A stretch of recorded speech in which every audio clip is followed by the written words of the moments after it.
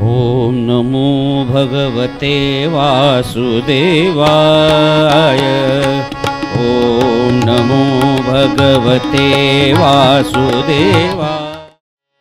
या कुन्देन्दुतुषारहारधवला या शुभ्रवस्त्रावृता या वीणावरदण्डमण्डितकरा या श्वेतपद्मासना या ब्रह्माच्युतशङ्करप्रभुतभे देवै सदा वन्दिता सा मां पातु सरस्वती भगवती निःशेषजाड्यापः। गुरुर्ब्रह्मा गुरुर्विष्णुः गुरुर्देवो महेश्वरा गुरुः साक्षात् परब्रह्म तस्मै श्रीगुरवे नमः। अलंकापुरी पुण्यभूमि पवित्र जिथे नांदतो ज्ञानराजा सुपात्र तया आठविता महापुण्यराशी। नमस्कार माझा सद्गुरु ज्ञानेश्वरासी। जयाचा जनी जन्मनामात झाला जयाने सदा वासनामात केला। जयाच्या मुखे सर्वदा नाम कीर्ती। नमस्कार द्या ब्रह्मचैतन्यमूर्ती। योऽन्तः प्रविश्य मम वाचमिमां प्रसुप्ता सञ्जीवयत्यखिलशक्तिधरस्वधाम्ना। अन्यांशि हस्तचरणश्रवणत्वगादीन् प्राणान्नमो भगवते पुरुषाय तुभ्यं। कृष्णाय वासुदेवाय हरये परमात्मने प्रणतः क्लेशनाशाय गोविन्दाय नमो नमः। वसुदेवसुतं देवं कंसचाणूरमर्दनं देवकी परमानन्दं कृष्णं वन्दे जगद्गुरुं। सच्चिदानन्दरूपाय विश्वोत्पत्त्यादिहेतवे तापत्रयविनाशाय श्रीकृष्णाय वयं नमः। आपदामपहर्तारं दातारं सर्वसम्पदां लोकाभिरामं श्रीरामं भूयो भूयो नमाम्यहम्। या देवी सर्वभूतेषु मातृरूपेण संस्थिता नमस्तस्यै नमस्तस्यै नमस्तस्यै नमो नमः। सर्वेऽपि सुखिनः सन्तु सर्वे सन्तु निरामयः सर्वे भद्राणि पश्यन्तु मा कश्चित् दुःखमाप्नुयात्। श्रीमातृपितृचरणकमलेभ्यो नमः। सर्वेभ्यो देवेभ्यो ब्राह्मणेभ्यो नमो नमः। सद्गुरुनाथ श्रोता वक्ता श्री जानकी जीवनस्मरण जय जय राम जय जय रघुवीर समर्थ गोपाल कृष्ण भगवान के जय। शुकदेव भगवान के जय। महर्षि व्यास भगवान के जय। गंगा माता के जय। श्रीमद् भागवत पुराण के जय। अनंत कोटि ब्रह्मांड नायक राजाधिराज सच्चिदानंद सद्गुरु श्री ब्रह्मचैतन्य महाराज के जय। श्री ब्रह्मानंद गुरु महाराज के जय। गंगा माता के जय। अवधूत चिंतन श्री गुरुदेव दत्त मंगलमूर्ति मोरया। ओम नमो भगवते वासुदेवाय। ओम नमो भगवते वासुदेवाय। ओम नमो भगवते वासुदेवाय।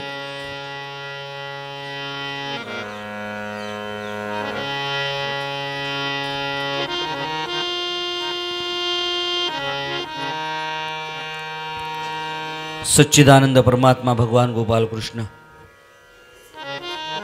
आपण उपस्थित सर्व श्रीमद भागवत कथा प्रेमी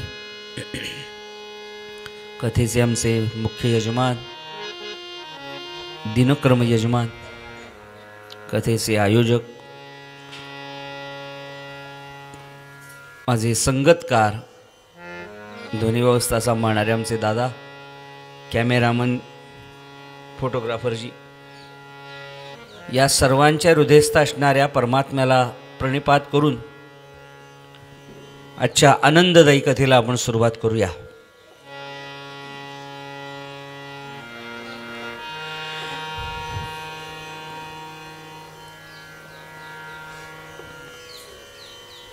आत्मज्ञानाकडे प्रवास चालू असणाऱ्या राजा परीक्षितासमोर शुकदेवजी महाराज भगवंताच्या चरित्रामार्फत परमात्म्याकडे जाणारे अनेक मार्ग दाखवत आहेत. पण अंततोगत्वा त्या परमात्म्याला प्राप्त करून घ्यायचं झालं तर केवळ आणि भक्तीनंच ते प्राप्त होतं.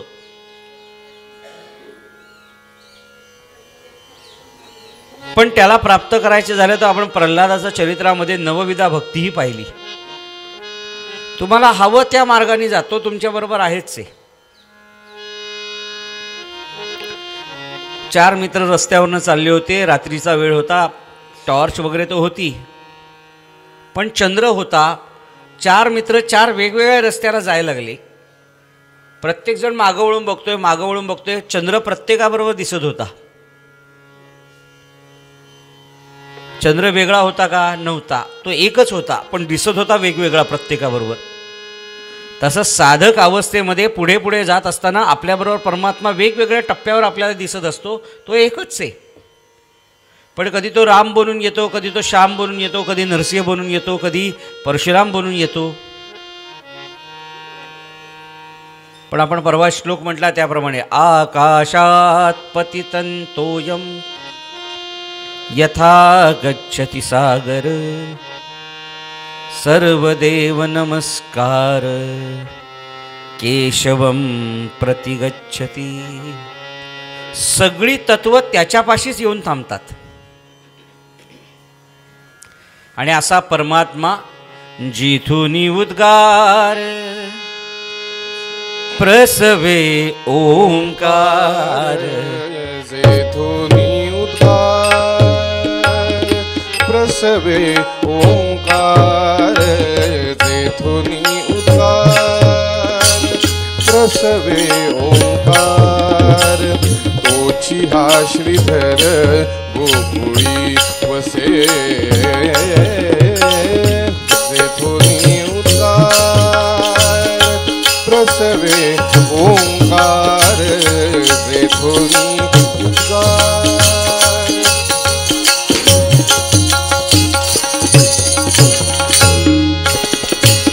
जनक हा जगाचा जीवलग साचा. जनक हा जगाचा जीवलग साचा साचा. जनक हा जगाचा जीवलग साचा. तो हरी आमुचा नंदा घरी. जेथोनी उद्गार प्रसवे ओंकार. जेथोनी उद्गार.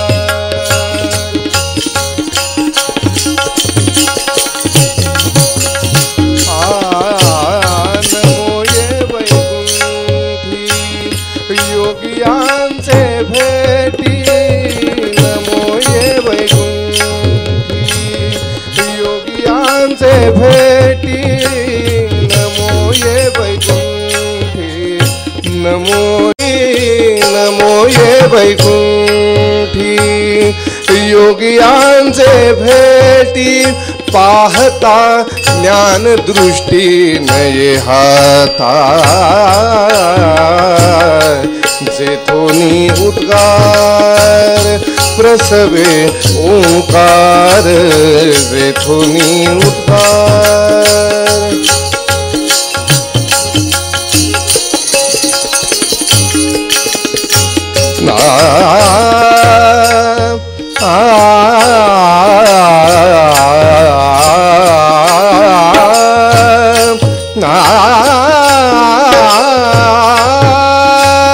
निवृत्ती साधन कृष्ण रूपे खूण. निवृत्ती साधन साधन कृष्ण रूपे खूप ना ना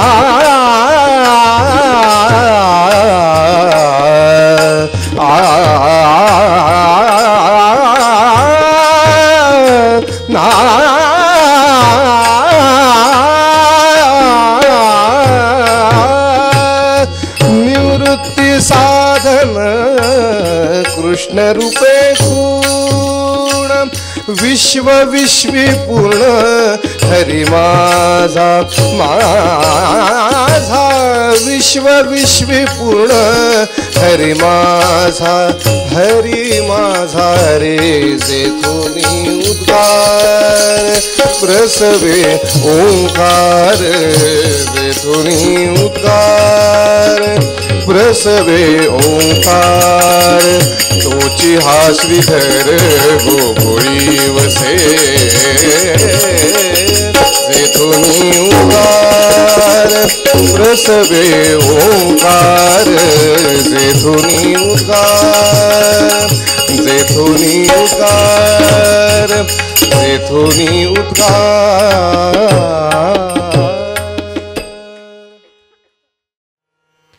जनक हा जगाचा जीवलग साचा साचा. संत निवृत्तीनाथांचा हा अभंग आहे की त्या परमात्म्याला कोणीही पकडू शकत नाही, सापडू शकत नाही, पण तो परमात्मा गोकुळामध्ये राहत होता. भगवान गोपाल कृष्ण 125 वर्ष जगलेत. भगवंताचं आयुर्मान हे 125 वर्षाचं आहे. त्यातली 11 वर्ष भगवान गोपाल कृष्ण गोकुळात राहिलेत. 11 वर्ष. पुढची 14 वर्ष मथुरेत राहिलेत आणि उरलेली 100 वर्ष ते द्वारकेमध्ये राहिलेत एकदम सुशेगाद.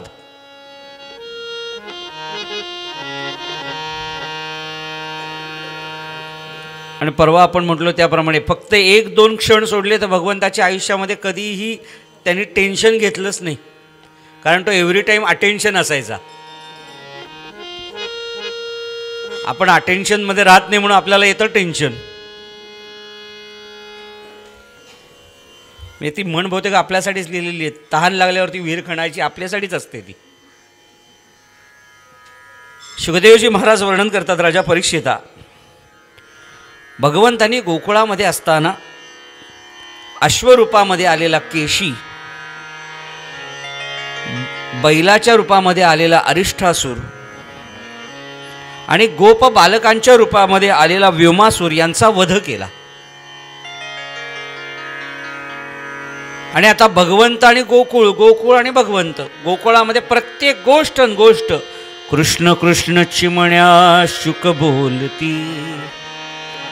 म्हणजे त्या गोकुळातले शुक कृष्ण चिमण्या सुद्धा कृष्ण कृष्ण चिवचिवाट नव्हता, कृष्ण कृष्ण कृष्ण कृष्ण कृष्ण बोलायला लागले.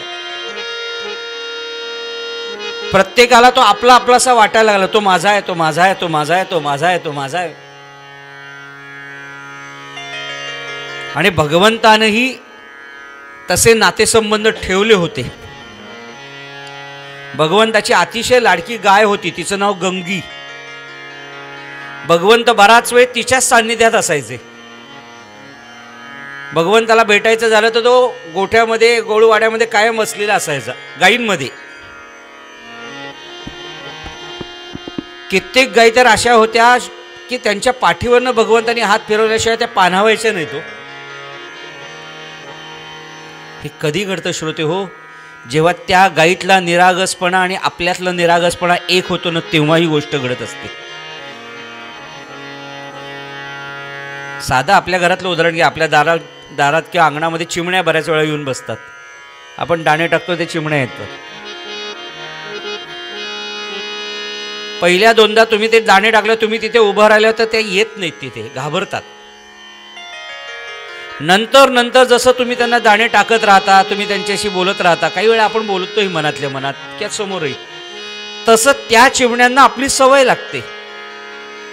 नंतर तुम्ही तिथे उभे असलात तरी त्यांना त्याची भीती वाटत नाही, ते सहज येतात, सहज दाणे खाऊन जातात. काही वेळा त्यांच्यानं आपलं एवढं सख्य होतं की त्या सख्यामध्ये पार तुमच्या हातामध्ये येऊन सुद्धा ती खाऊन जातील. हे कधी घडतं? केवळ आणि केवळ विश्वास आपल्याला मनात उपयोग नाही, त्यांना वाटला पाहिजे याच्याबद्दलचा विश्वास. वृक्षवल्ली आम्हा सोयरे मनचरे पक्षी ही सुस्वरे आळविती.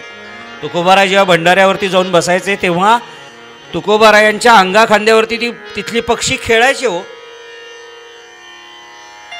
किंबहुना असं म्हटलं जातं की लोकमान्य टिळक जेव्हा मंडालेच्या तुरुंगामध्ये गीता रहस्य ग्रंथ लिहायचे तेव्हा ते लिखाणामध्ये आणि वाचनामध्ये इतके गर्क व्हायचे, रंगून जायचे की कित्येक पक्षी लोकमान्य टिळकांच्या अंगा खांद्यावर बसलेले असायचे, जेणेकरून तो पक्षी सांगत असावा, अरे त्याला हा अर्थ अभिप्रेत आहे तो ली, तो अर्थ अभिप्रेत आहे तो ली. हे कधी घडतं? जेव्हा त्या दोघांमधलं तादात्म्य येतं. भक्त भक्त राहत नाही, भगवंत भगवंत राहत नाही, ती असते भक्ती.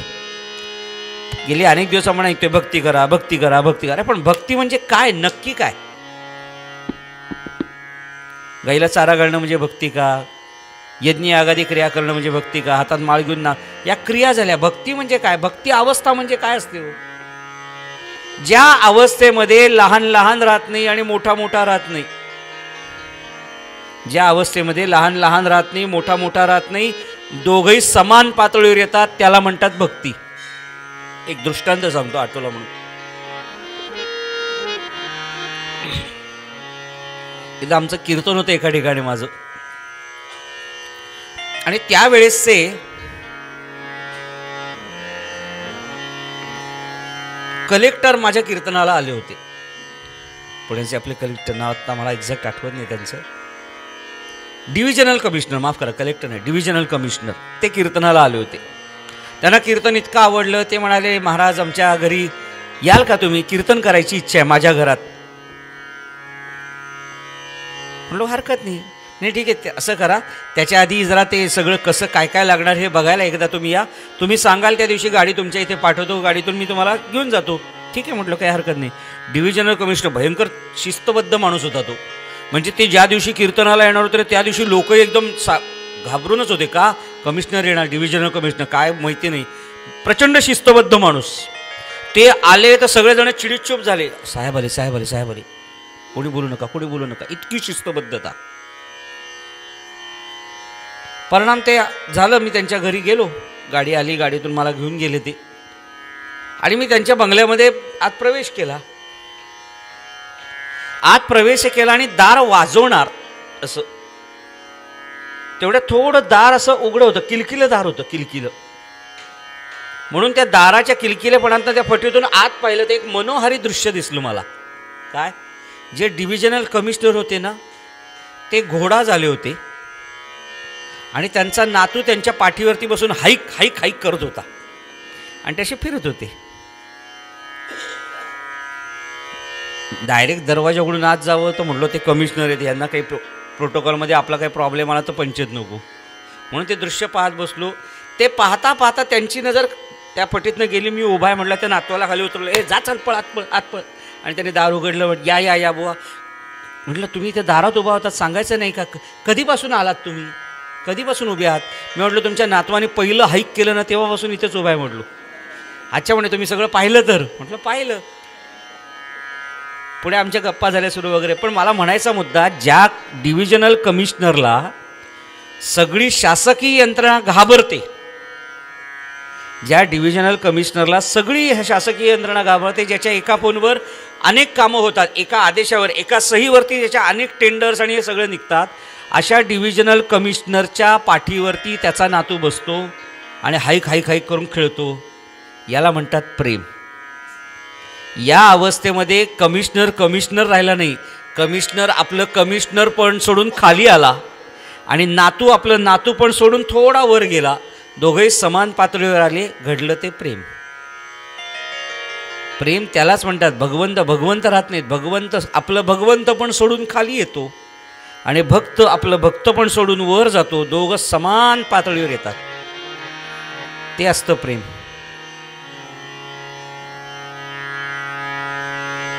शुकदेवजी महाराज वर्णन करतात राजा परीक्षिता, भगवंत इतका त्यामध्ये व्यापनशील झाला. विष्णू हा शब्दच आहे, जो व्यापनशील असतो तो. त्या परमात्म्याने माझ्याकडे यावं. पहिल्या दुसऱ्या दिवशी आपण पाहिलं, त्यांनी माझ्याकडेच यावं, माझ्याकडेच बघावं, माझ्याशीच बोलावं. ही परमार्थामधला स्वार्थ आहे, भक्तीमधला स्वार्थ आहे हा. आणि हा असावा. उद्या परवा ज्यांचा आपण संजीवन समाधी सोहळा आहे ज्ञानोबारायांचा, ज्ञानोबाराय म्हणाले, माझ्या सद्गुरूला मी सद्गुरूची इतकी सेवा करीन, इतकी सेवा करीन, सद्गुरूला जो वारा घातला जाईल ना ज्या पंख्यानी, तो पंखा सुद्धा मला व्हायची इच्छा आहे.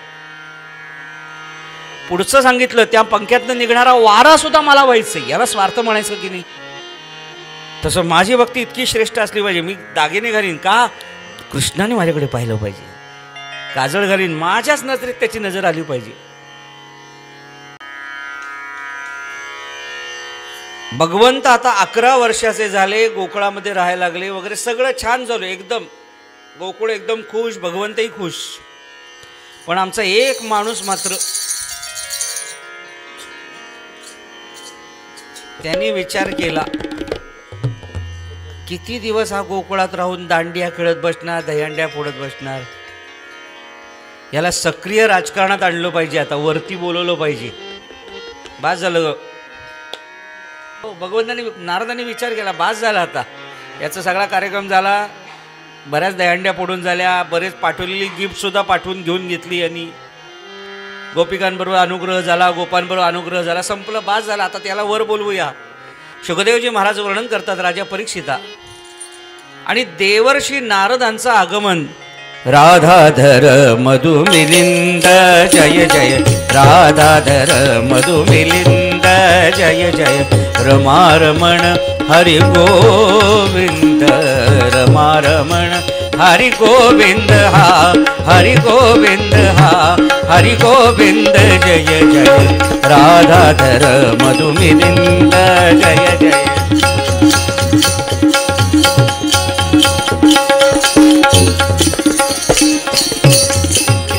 उद्धृत नग मध्वरेंद मानग, उद्धृत नग मध्वरेंद मानग, सत्य पांडपट गोविंद जय जय, सत्य पांडपट गोविंद जय जय. उद्धृत नग मध्वरेंद मानग, उद्धृत नग मध्वरेंद मानग, सत्य पांडपट गोविंद जय जय, रमारमण रमण जय जय, राधाधर मधुमिलिंद जय जय, राधाधर मधुमिलिंद जय जय, राधाधर राधाधर राधाधर मधुमिलिंद जय जय, नारायण नारायण. देवर्षी नारद महाराज की जय. नारदांचं आगमन कंसाकडे झालं. कंसाकडे आले आणि नारदांनी सांगितलं, सगळा प्लॅन नारदांनी ओपन करून सांगितला इथे. अरे कंसा, यशोदाया सुताम कन्याम देवक्या कृष्णमेव च, यशोदाया सुता कन्याम देवक्याः कृष्णमेव च, रामं च रोहिणीं पुत्रं वसुदेवेन बिभ्यता. अरे कंसा, अरे तू ज्या मुलीला मारलं ती देवकीची मुलगी नव्हती, ती होती यशोदेची. आणि मुलगा, ते जे सगळं घडलं ना, आपण जे केला कार्यक्रम तो सगळा सांगितला. शुकतालला डोंगरे हॉलमध्ये अशी कथा चालू होती. तिथे तो कृष्ण जन्माला आला. सगळ्यांनी मिळून नाचत नाचत नाचत त्याला तिकडे नेला, तिकडची मुलगी इकडे आणली. तू तेच समजत बसलाय की तो आलाच नाही जन्माला. गोकुळामध्ये यशोदा आणि नंदाकडे असणारा जो मुलगा आहे त्याचं नाव कृष्ण, तोच तुला आठवा मारणारा जन्माला आलेला आहे. कंस म्हणाला, नारदा, एरवी मी तुमचं ऐकतो खरं, पण हे काय मला खरं वाटत नाही. काय नारद हुशार आहेत बघा. नारदाने ठरवलंच होतं याला आणायचं सक्रिय राजकारणात. आता अरे बाबा, तो जर कृष्ण खरा अवतार नसता तर तू एवढ्या लोकांना पाठवलं, पुतना, व्योमासूर, षटकासूर, त्यातला एक तरी परत आला का? एक तरी आला परत? नाही ना. म्हणजे त्याचा वध, त्या सगळ्यांचा वध त्यांनी केलेला आहे.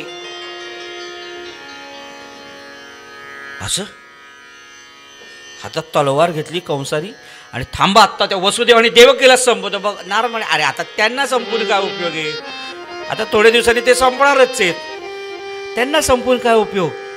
जो जन्माला आलाय ना तिकडे, त्याला संपवायचा आता प्रयत्न कर.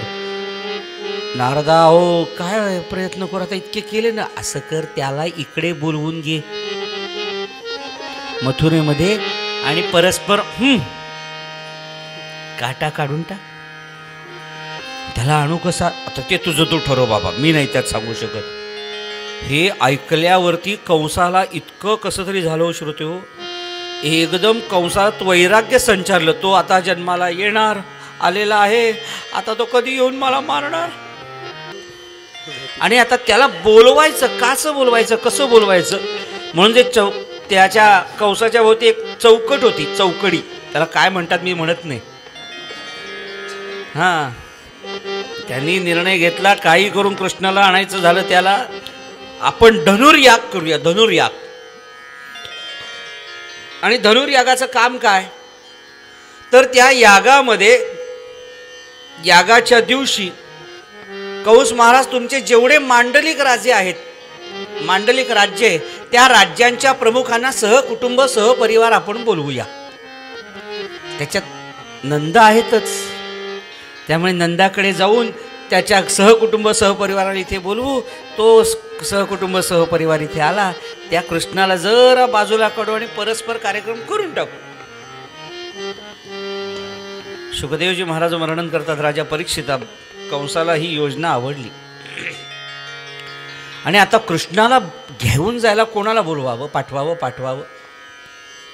म्हणून कंसाने विचार केला, ज्याच्या जाण्याने माझ्या मनामध्ये असलेल्या वाईट भावनेबद्दल कोणालाही संशय येणार नाही, असा माणूस पाठवला पाहिजे. कंस तितकाच राजकारणी श्रोते हो, तो पक्का आहे आणि राजकारणी. त्यामुळे कुठला माणूस कुठे पाठवावा, कसा पाठवा, त्याला बरोबर माहीत होतं. म्हणून कंसाने अक्रूराची योजना केली. कंस मनाने क्रूर आहे, पण नियुक्ती केली अक्रूराची. आणि अक्रूरजी निघाले, पण कंसाने किती राजकारण आहे बघा. 2 रथ पाठवले अक्रूराबरोबर, एक साधा रथ आणि एक सोन्याचा रथ. त्या सोन्याच्या रथामध्ये गोपाल कृष्ण आणि बलराम यांना बसवायचं आणि साध्या रथामध्ये देवकी यशोदानंद यांना घेऊन यायचं. बाकीचे लोक त्यांचे त्यांचे येतील. संशय येता कामा नाही, काय करायचे ते. शुकदेवजी महाराज वर्णन करतात, राजा परीक्षिता, अक्रूरजी भगवंताला घ्यायला गोकुळामध्ये प्रवेश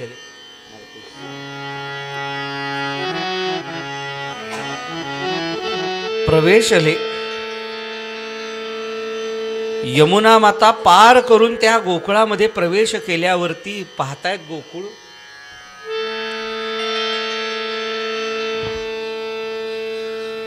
पाहतायत गोकुळ पाहतायत.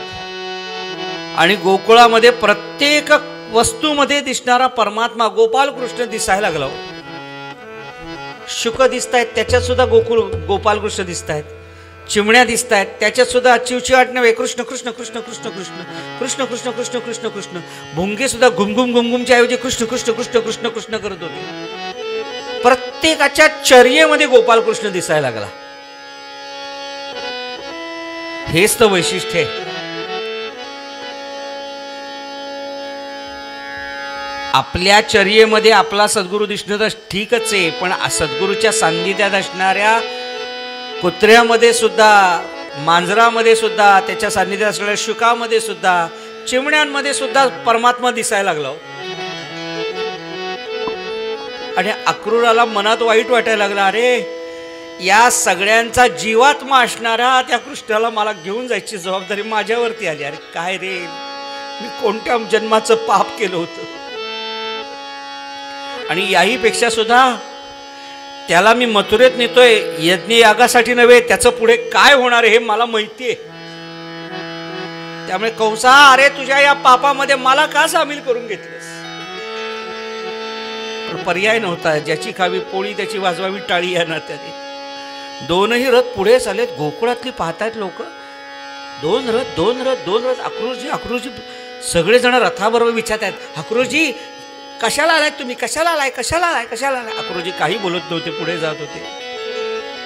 आणि नंद पाटणाला बातमी कळली होती. कंस महाराजांनी अक्रूरांना पाठवले एक निमंत्रण घेऊन दारामध्ये. कंसाच्या त्या सेवकाचं स्वागत करायला नंद पाटील उभेत, यशोदा माता उभेत, बलराम दादा उभेत, भगवंत नव्हते उभेत. आणि स्वागत केलं, हातपाय धुतले स्वतःचे त्यांनी. आणि ते जे पत्र होतं ते पत्र दिलं. नंद पाटलांनी यशोदा मातेला सांगितलं, अगं यशोदे बघितलं का, यशोदे बघितलं का, अगं कंस महाराजांनी आपल्याला पत्र पाठवले. ते कंसाचं पत्र डोक्याशी लावलं आणि पत्र उघडून पाहिलं. अक्रूरजी मनात म्हणतात, अरे काय रे, किती साधा माणूस आहे हा.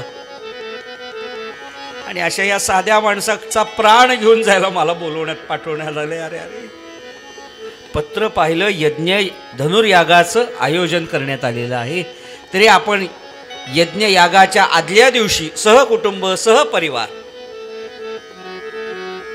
मथुरेमध्ये यावं. आपण या स्वागतासाठी आम्ही तयार आहोत असं हृदयाशी लावलं. अगं यशोदे पाहिलं का, कंस महाराजांनी आपल्याला निमंत्रण पाठवले आणि आपल्या स्वागतासाठी स्वतः उभे राहणार आहेत म्हणतात. काय भाग्यवान होत, काय दयाळू कंस आहे, काय दयाळू कंस महाराज आहेत. अक्रूरजी मनात म्हणतात, नका हो असं म्हणत जाऊ. त्याचा दयाळूपणा काय आहे हा तुम्हाला मथुरेत गेल्यावर अनुभवायला लागणार आहे. शुकदेवजी महाराज वर्णन करतात, राजा परीक्षिता अक्रूरजी आत जात आहेत आणि नजर मात्र भगवंताकडे लागली होती. कृष्ण कुठे अशी नजर लागली. आणि नजर गेली, भगवंत गौळवाड्यामध्ये गायीच्या पाठीवरनं हात फिरवत होते. आणि भगवंताला पाहिलो असं, तुझं पाहता विठ्ठला देह भाव हरपला, अशी अवस्था झाली. आणि भगवंताला मनात म्हणतात, एकदा बघा ना मागे.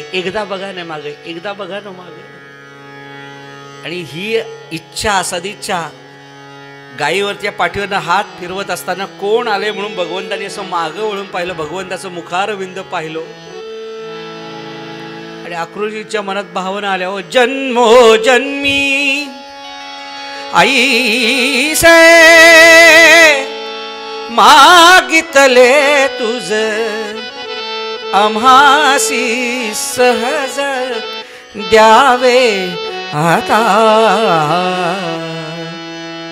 सावळी सुंदर रूप मनोहर, सावळी सुंदर. आणिक काही इच्छा आम्हा नाही चाड, तुझे दर्शन झाले आता. सावळी सुंदर रूप मनोहर, सावळी सुंदर. भगवंताकडे पाहिलं. अक्रूरांना एक कृतकृत्य झाल्यासारखं वाटलं. अक्रूरजी आत आले आणि मनात एकच इच्छा निर्माण झाली होती, याने एकदा फक्त मला काका म्हणावं, एकदा काका म्हणावं. आणि भगवंत भेटायला आले आणि भगवंताने काका नमस्कार करतो म्हणून नमस्कार केला. हा शब्द ऐकल्यावरती काय आनंद झाला हो. आनंद की लहरे म्हणतात त्याला. अक्रूरजीत इतका आनंद झाला, रे आपण जी मागणी केली होती तीच यांनी पूर्ण केली. उठवलं, औक्षवंत हो, औक्षवंत व्हा. नंद पाटलांनी दोघांना सांगितलं, बलराम आणि कृष्णांना जरा अक्रूरजींशी बोला, मी तोपर्यंत त्यांच्या भोजन वगैरेची व्यवस्था बघतो. नंद पाटील निघून गेले. भगवंत आणि बलरामांना अक्रूरजी एका वेगळ्या खोलीत घेऊन आले आणि तुम्हाला मथुरेमध्ये यायचं निमंत्रणाचं खरं कारण कंसाच्या मनात काय आहे हे सांगून मोकळे झाले. का? उद्या मथुरेत गेल्यावरती 100% दगाफटका होण्याची शक्यता आहे, तर त्याच्यातून तुम्ही वाचायचं कशी याची नियोजन आत्तापासून सुरू करा. भगवंतांनी शांतपणे ऐकून घेतलं. काका, आम्हाला सर्व ज्ञात आहे. सगळेजण जेवायला बसले आणि यशोदा मातेनं हळूच नंद पाटलांना विचारलं, अहो सहकुटुंब सहपरिवारामध्ये मग कोण कोण जाणार आहे? शुकदेवजी महाराज वर्णन करतात, अगं कृष्णाला मी घेऊन जाणार आहे, बलरामाला मी घेऊन जाणार आहे. अहो कृष्ण आणि बलरामाला या दोघांना न्यायलाच पाहिजे का?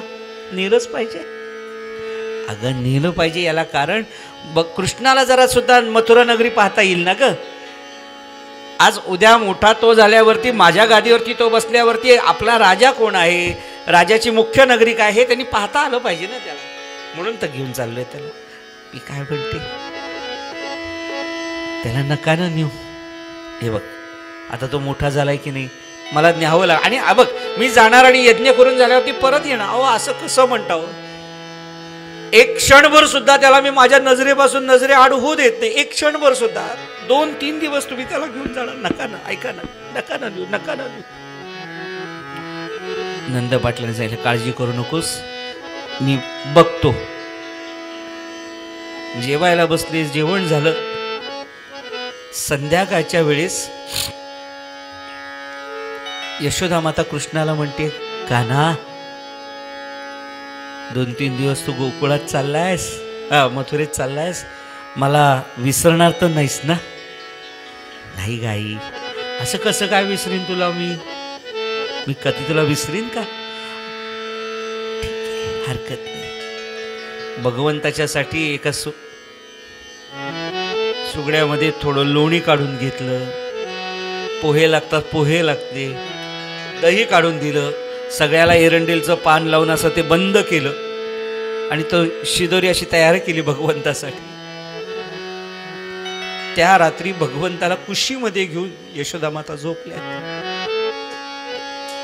लोग कहते हैं भगवान सोते नहीं, माँ यशोदा की तरफ से हम सुलाते नहीं. आणि डोक्यावरती कुरळे कुरळे केस भगवंताचे, त्याच्या डोक्यावरती हात फिरवत आहेत आणि मनामध्ये हेच चालू आहे, हो मला असं का वाटतंय की हा 2-3 दिवसासाठी जाणारा माझा कान्हा परत मला भेटणार नाही, मला भेटणार नाही, असं का वाटतं, का वाटतं? कृष्णा कान्हा, कृष्णा कान्हा, कृष्णा कान्हा म्हणून यशोदा मातेला झोप लागली. भगवंतानी तिला झोप लागली म्हटल्या ती हळूच तिच्या कुशीतून बाहेर आली. आईच्याही डोक्यावरनं हात फिरवला आणि आईला सांगितलं, आई आपले ऋणानुबंध इथपर्यंतच. आईला पूर्ण नजरेनं डोळ्यात साठवून घेतलं परमात्म्याने. बाहेरच्या सज्जामध्ये आले, समोर विस्तीर्ण भरलेली गोकुळ नगरी पाहून घेतली. का? परत आता ही पाहायला मिळणार नाही आपल्याला. शुकदेवजी महाराज वर्णन करतात, राजा परीक्षित दुसऱ्या दिवशी यशोदा मातेनं कृष्ण भगवंताला तयार केलं.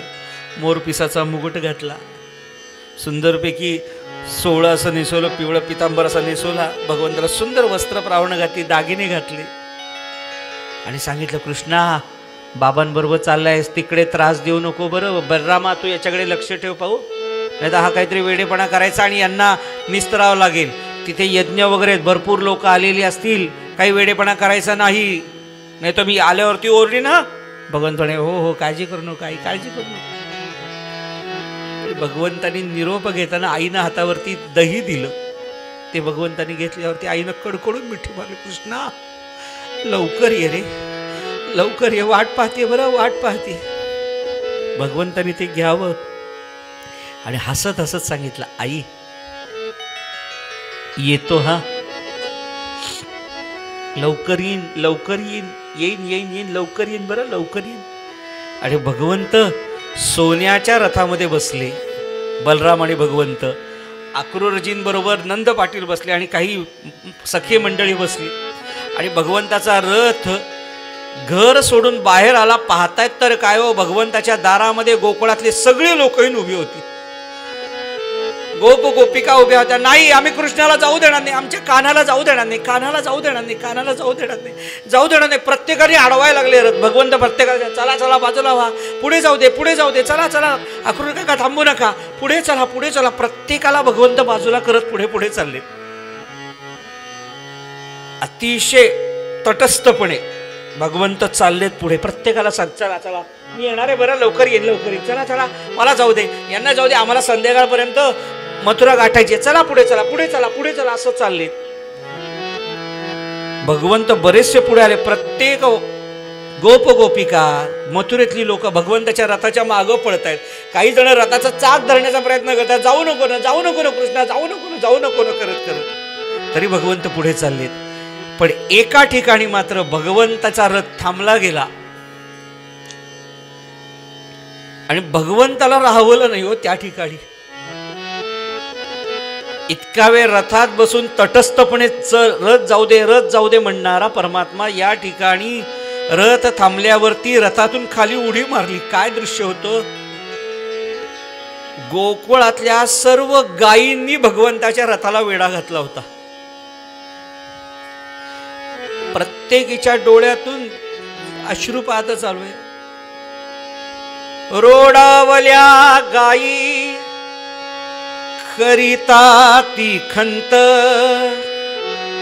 रोडावल्या गायी करिता ती खंत, न भेटेल भगवंत म्हणून या. प्रत्येक जण भगवंताकडे पाहतात आणि रडतायत. आणि भगवंताने खाली उतरावं, प्रत्येकीचं नाव घेऊन बाजूला करावं, प्रत्येकीच्या गळ्यामध्ये टाकावं. गंगे माय, माय शिवे, गोदे चल चल चल बाजूला, गंगे चल चल चल, यमुने चल चल चल, मी येणार आहे बरं, मी येणार आहे बरं. वासरांना सांगताय, बाळांनो मी जरी आता तिकडे असलो तरी दूध प्या बरं, नाही तर माझी शपथ आहे तुम्हाला. गाईच्या प्रत्येकीच्या कानामध्ये भगवंत बोलतायत, चला चला चला चला. पण चला म्हणताना भगवंताला प्रत्येक गाय अशी चाटून काढते हो. भगवंताच्या अवस्था इतकी बिकट झाली, काय करावं त्यालाच सुचेना. चला चला चला चला चला चला, मी येणार आहे. पण गाई बाजूलाच जायला तयार होईना. शेवट भगवंताने सांगावं, जर बाजूला झाला नाही तर माझी शपथ आहे बरं, असं म्हणलं. प्रत्येक गाय बाजूला व्हायला लागली.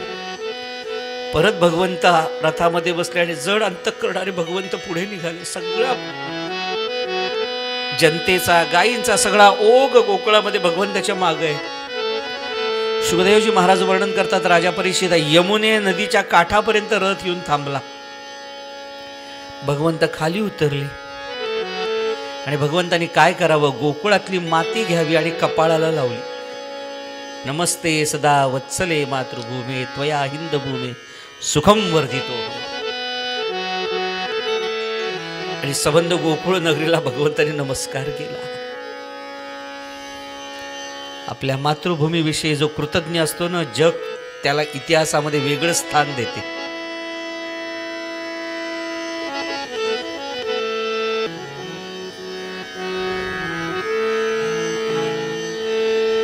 म्हणून रामचंद्र मोठेत, जननी जन्मभूमीश्च स्वर्गादरी गपी असी. समोर सोन्याची लंका असून नको रे मला नाही आवडत, मला माझी आई पाहिजे. आईची झोपडी प्यारी, नेमजसी ने परत मातृभूमीला, सागरा प्राण तळमळला. अशा वृत्ती होत्या आपल्या लोकांच्या, अजूनही आहेत. म्हणून आपला भारत माता आहे होई, पिताने माता आहे, सगळ्या जगाला कवेत घेणारी येते. या मातेसाठी अनेकांनी बलिदान केलं, तिचं कौतुक केलं.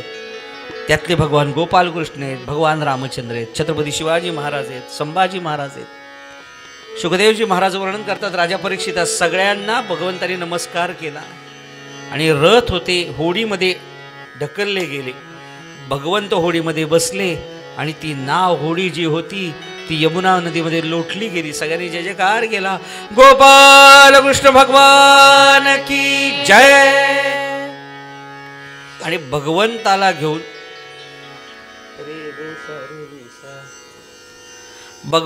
घेऊन अक्रूरजी मथुरेमध्ये पोहोचले. मथुरेमध्ये भगवंत पोचल्यावरती सगळेजण भगवंताकडेच पाहतायत अशी. आणि तो आला ही बातमी कंसापर्यंत पोचली. तो आलेला आहे. गुप्तहेर खातं कंसाचं इतकं परफेक्ट होतं. प्रत्येक गोष्टीवरती प्रत्येक चालीवरती त्याच्या लक्ष ठेवा. आणि भगवंत विचार करतायत. दादांना विचारलं, दादा हम यहाँ आए हैं, आगाज तो अच्छा होना चाहिए.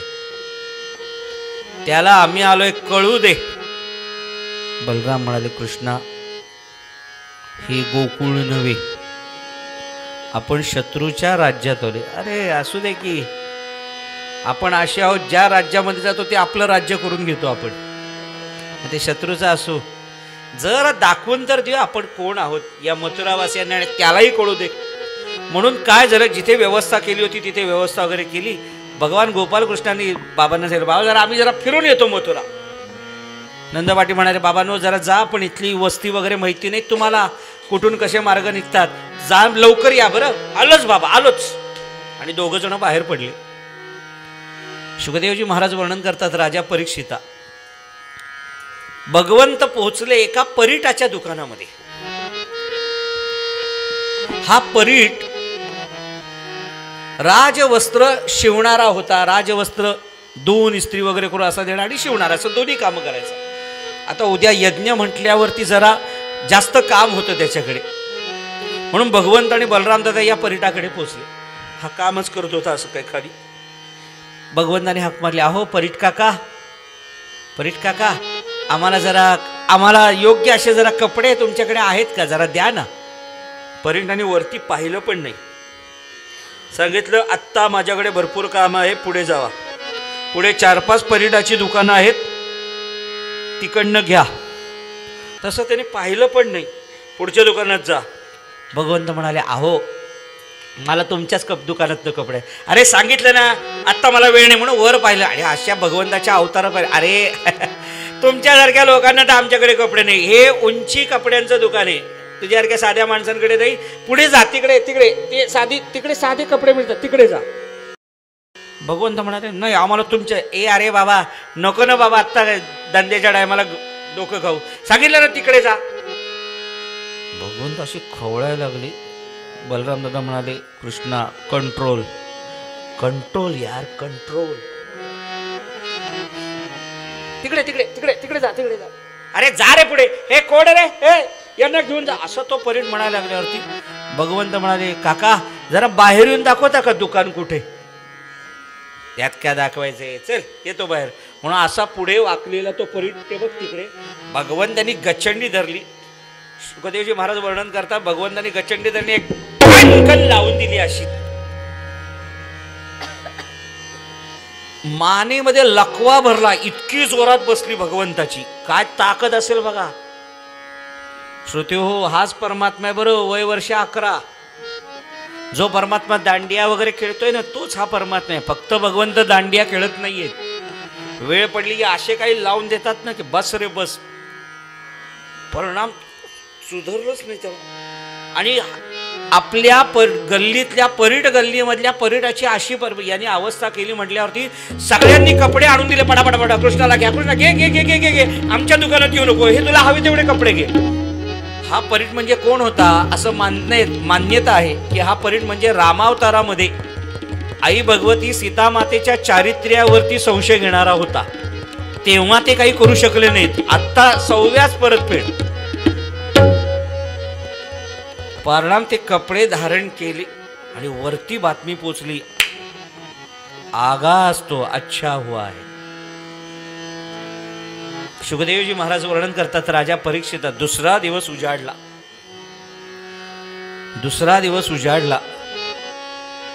आणि भगवंताने ती उंचीपुरी वस्त्र धारण केली.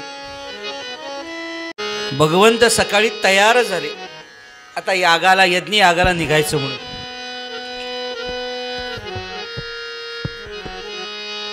आणि भगवंत बाहेर पडणार तेवढ्यात समोरून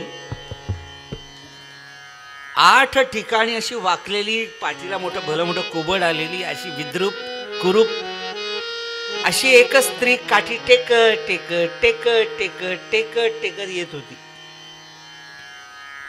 भगवंताने तिच्याकडे पाहिलं आणि तिला हाक मारलं, अगं सुंदरे, हे सुंदरी. तिनं असं पाहिलं, हो हो तूच सुंदरी. तिला इतका आनंद झाला श्रोते हो, का आजपर्यंत आपल्या असलेल्या व्यंगामुळे आपण चेष्टेचा विषय होत होतो. कुरूप विद्रूप फक्त अशाच प्रतिक्रिया ऐकायची सवय झाली होती. पण आज आपल्याला आयुष्यात पहिल्यांदा कोणीतरी सुंदरी म्हणतंय, आणि त्या सुंदरी म्हणण्यामध्ये चेष्टेचा विषय नाहीये, चेष्टेचा आवाज नाहीये, तर कौतुकाचा आवाज आहे. अशी काठी टेकत टेकत टेकत टेकत झाली. शुकदेवजी महाराज वर्णन करतात, राजा परीक्षिता, भगवंत तिच्या हातामध्ये कालवलेलं केशर, चंदन मिश्रित केशर असं कालवलेलं तबकामध्ये होतं. भगवंताने विचारलं, हे काय? ती म्हणाली, कस्तुरी, केशर, चंदनाचं मिश्रित गंध आहे रे राजा. भगवंत म्हणाले, मला लावतेस? मला लावशील? ती म्हणाली, तुला लावीन, तू मला काय देणार त्याच्या बदली? भगवंत म्हणाले, एकदा तू गंध लावून तर बघ, मला सुंदर करून तर बघ. आणि ती पण म्हणाली, कृष्णा, हे गंध लावल्यावर तू अधिक सुंदर होशील बरं. भगवंत म्हणाले, मनात तू मला सुंदर कर, मी तुला सुंदर करून टाकतो की नाही बघ. आणि काय करावं, तिनं गंध कालवलं. शुकदेवजी महाराज वर्णन करतात, राजा परीक्षिता, भगवंताच्या कपाळाला स्पर्श तिनं केला आणि अद्भुत ऊर्जा तिच्या शरीरामध्ये प्रवाही व्हायला लागली. कळलं नाही तिला काय होतंय आपल्या शरीरामध्ये. असं आज वेगळं काहीतरी जाणवतंय. आणि भगवंताला तो कस्तुरी तिलक लावला आणि भगवंतानी काय करावं, तिच्या हनवटीच्या इथे खाली असं पकडलं, आपले दोन्ही अंगठे तिच्या पायाच्या दोन्ही अंगठ्यांवर ठेवले. शुकदेवजी महाराज वर्णन करतात, राजा परीक्षिता, भगवंतानी म्हणता म्हणता म्हणता म्हणता तिला या अवस्थेमध्ये सरकन उचललं. असं परिणाम उचलल्यावरती तिच्या अंगावरचं सगळं कुबट निघून गेलं. जी विद्रूप कुरूप होती ती सगळी गेली आणि भगवंतानी जे सुंदरी म्हटलं होतं ते सुंदर रूप धारण केलं. गोपाल कृष्ण भगवान की जय. काय दिलं भगवंताला तिनं? माझा परमात्मा सुंदर व्हावा या तळबळीनं ते कपाळाला फक्त कुंकू लाव, कस्तुरी तिलक लावला. माझा परमात्मा सुंदर दिसावा. आणि भगवंतानी सुद्धा तिच्याकडनं काय मौजेचा तो पांडुरंग या नात्याने भगवंतानी तिच्याकडनं नटवून घेतलं स्वतःला. जो परमात्मा सहज सापडत नाही तो परमात्मा तिला सहज सुंदर केला आणि भगवंतानी तिचं आयुष्य सुंदर केलं. म्हणून परवा आपण एक वाक्य ऐकलं, देवाला तुम्ही काडीनं देऊन बघा, परमात्मा त्याची परतफेड गाडीनं करतो. एक तिलक लावला, कुठलाही मान सन्मान काही गरज पडली नाही हो. कारण प्रबल प्रेम के पाले पड कर, प्रबल प्रेम के पाले पड़ कर, प्रभु को नियम बदलते देखा, प्रभु को नियम बदलते देखा. अपना मान टले टल जाए पर, अपना मान टले टल जाए पर, भक्त का मानन टलते देखा. भक्त का मानन टलते देखा, प्रबल प्रेम के पाले पड़ कर प्रभु को नियम बदलते देखा। जिनके केवल कृपा दृष्टि से, जिनके केवल कृपा दृष्टि से सकल सृष्टि को पलते देखा, सकल सृष्टि को पलते देखा, उनको ही गोकुल के गोरस पर 100 बार मचलते देखा, 100 बार मचलते देखा। कारण अपना मान टल जाए पर भक्त का मानन टलते देखा। प्रबल प्रेम के, भक्त प्रेम के पाले पड़ कर प्रभु को नियम बदलते देखा। जिनके बंक भ्रुकुटी के भय से, जिनके बंक भ्रुकुटी के भय से, ज्याची भुवई जरा जरी वाकडी झाली, वक्र झाली तर कवी सांगतो, जिनके बंक भ्रुकुटी के भय से सागर सप्त उबलते देखा, सागर सप्त उबलते देखा, उनको ही यशोदा के भय से, उनको ही यशोदा के भय से अश्रु बिंदु ध्रुग ढलते देखा, अश्रु बिंदु ध्रुग ढलते देखा। प्रबल प्रेम के पाले पड़ कर प्रभु को नियम बदलते देखा। अपना मान टल जाए पर भक्त का मानन टलते देखा,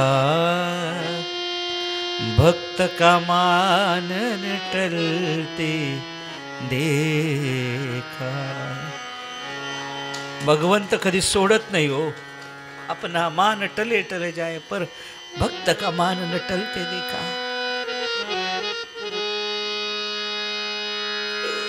भगवंतासाठी एवढं करून बघा हो। सव्याज परतफेड करतो, सव्याज। भगवंताची कथा करून पहा, आनंद मिळतो जगात।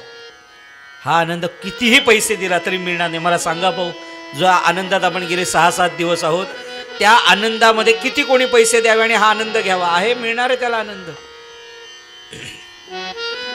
म्हणून भगवंतासाठी जो खर्च करतो, भगवंतासाठी जो देतो ना, देव देऊन टाकतो त्याच्याबरोबर।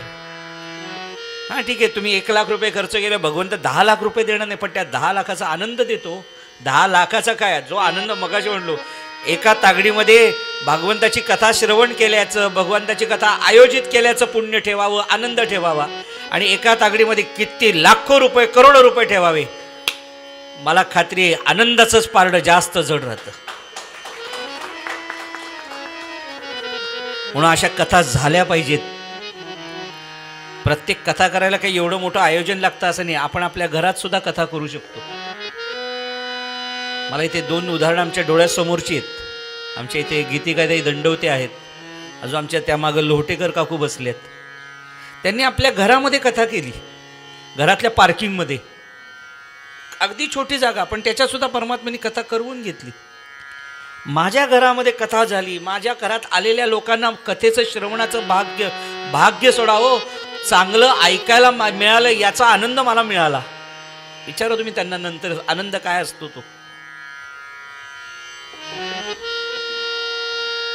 म्हणून म्हटलं की प्रत्येक, आणि पहिल्या दिवशी म्हणालो त्याप्रमाणे, तुम्ही त्याच्या दृष्टीने संकल्प सोडा, त्याला हवी तशी तो कथा करवून घेतो। हवी तशी, कुठल्या रूपानं किती लोक येऊन कसे येऊन जातात, दान करून जातात माहिती नाही, कुठून येतं माहिती नसतं, त्या 7 दिवसामध्ये. नको नको म्हणताच येत नाही. आपलं केलेलं सुद्धा आपल्या घरातलं तसंच राहतं, बाहेरच्यांमधनं सगळा विस्तार होऊन जातो. परमात्म्यासाठी करून पहा हो. माझीच कथा करा असं मी म्हणणार नाही, पण अशा कथा घरोघरी झाल्या पाहिजेत, तर आपला हिंदू धर्म टिकेल, तर आपल्या लेकराबाळांना राम म्हणजे कोण, कृष्ण म्हणजे कोण, नीती काय ती टिकेल. आता आमचा तो मित्र पुण्याला गेला, त्याला जावत नव्हतं इथून का, कथा आनंदायी हो. म्हणून म्हटलं आपल्या घरातल्या लेकराबाळांना हे ऐकवा, या कथेचं महत्त्व कळू दे. रामकथा असतील, श्रीमद भागवत कथा असतील. कालच एकाने मला विचारलं, बुवा हे एवढं सगळं मोठं आयोजन, त्यांचा प्रश्न काही चुकीचा नव्हता. महाराज आमची इच्छा असते हो घरामध्ये करायची एवढं सगळं, पण तेवढं आर्थिक नाही उभं करू शकत. कोण म्हटलं एवढं आर्थिक लागतं. आत्ता आम्ही एक कथा केली, आमची बेडेकर गणपतीला कथा झाली. त्या घर सर्वसामान्य होतं. त्यांनी पहिल्या दिवशी प्रश्न विचारला, बुवा ते प्रसादाचं एवढं जमणार नाही हो लोकांना रोज भरपूर. म्हटलं अहो गरजच नाही, एक खडी साखरेचा दाणा द्या. पहिल्या दिवशी त्यांनी तसंच केलं होतं, फक्त खडी साखर होती. दुसऱ्या दिवसापासून लोकांनी इतके प्रसाद आणून दिले, इतके प्रसाद आणून दिले की त्यांची आणलेली खडी साखर घरातच राहून गेली. परमात्मा हवी तशी कथा करवून घेत असतो आपल्याकडे. तुम्ही लाख म्हणा, मी करून दाखवतो, नाही. म्हणून आपल्या घराघरामध्ये झाल्या पाहिजेत कथा. आपल्या घरातल्या भिंतींनाही चांगलं ऐकायची सवय लागली पाहिजे.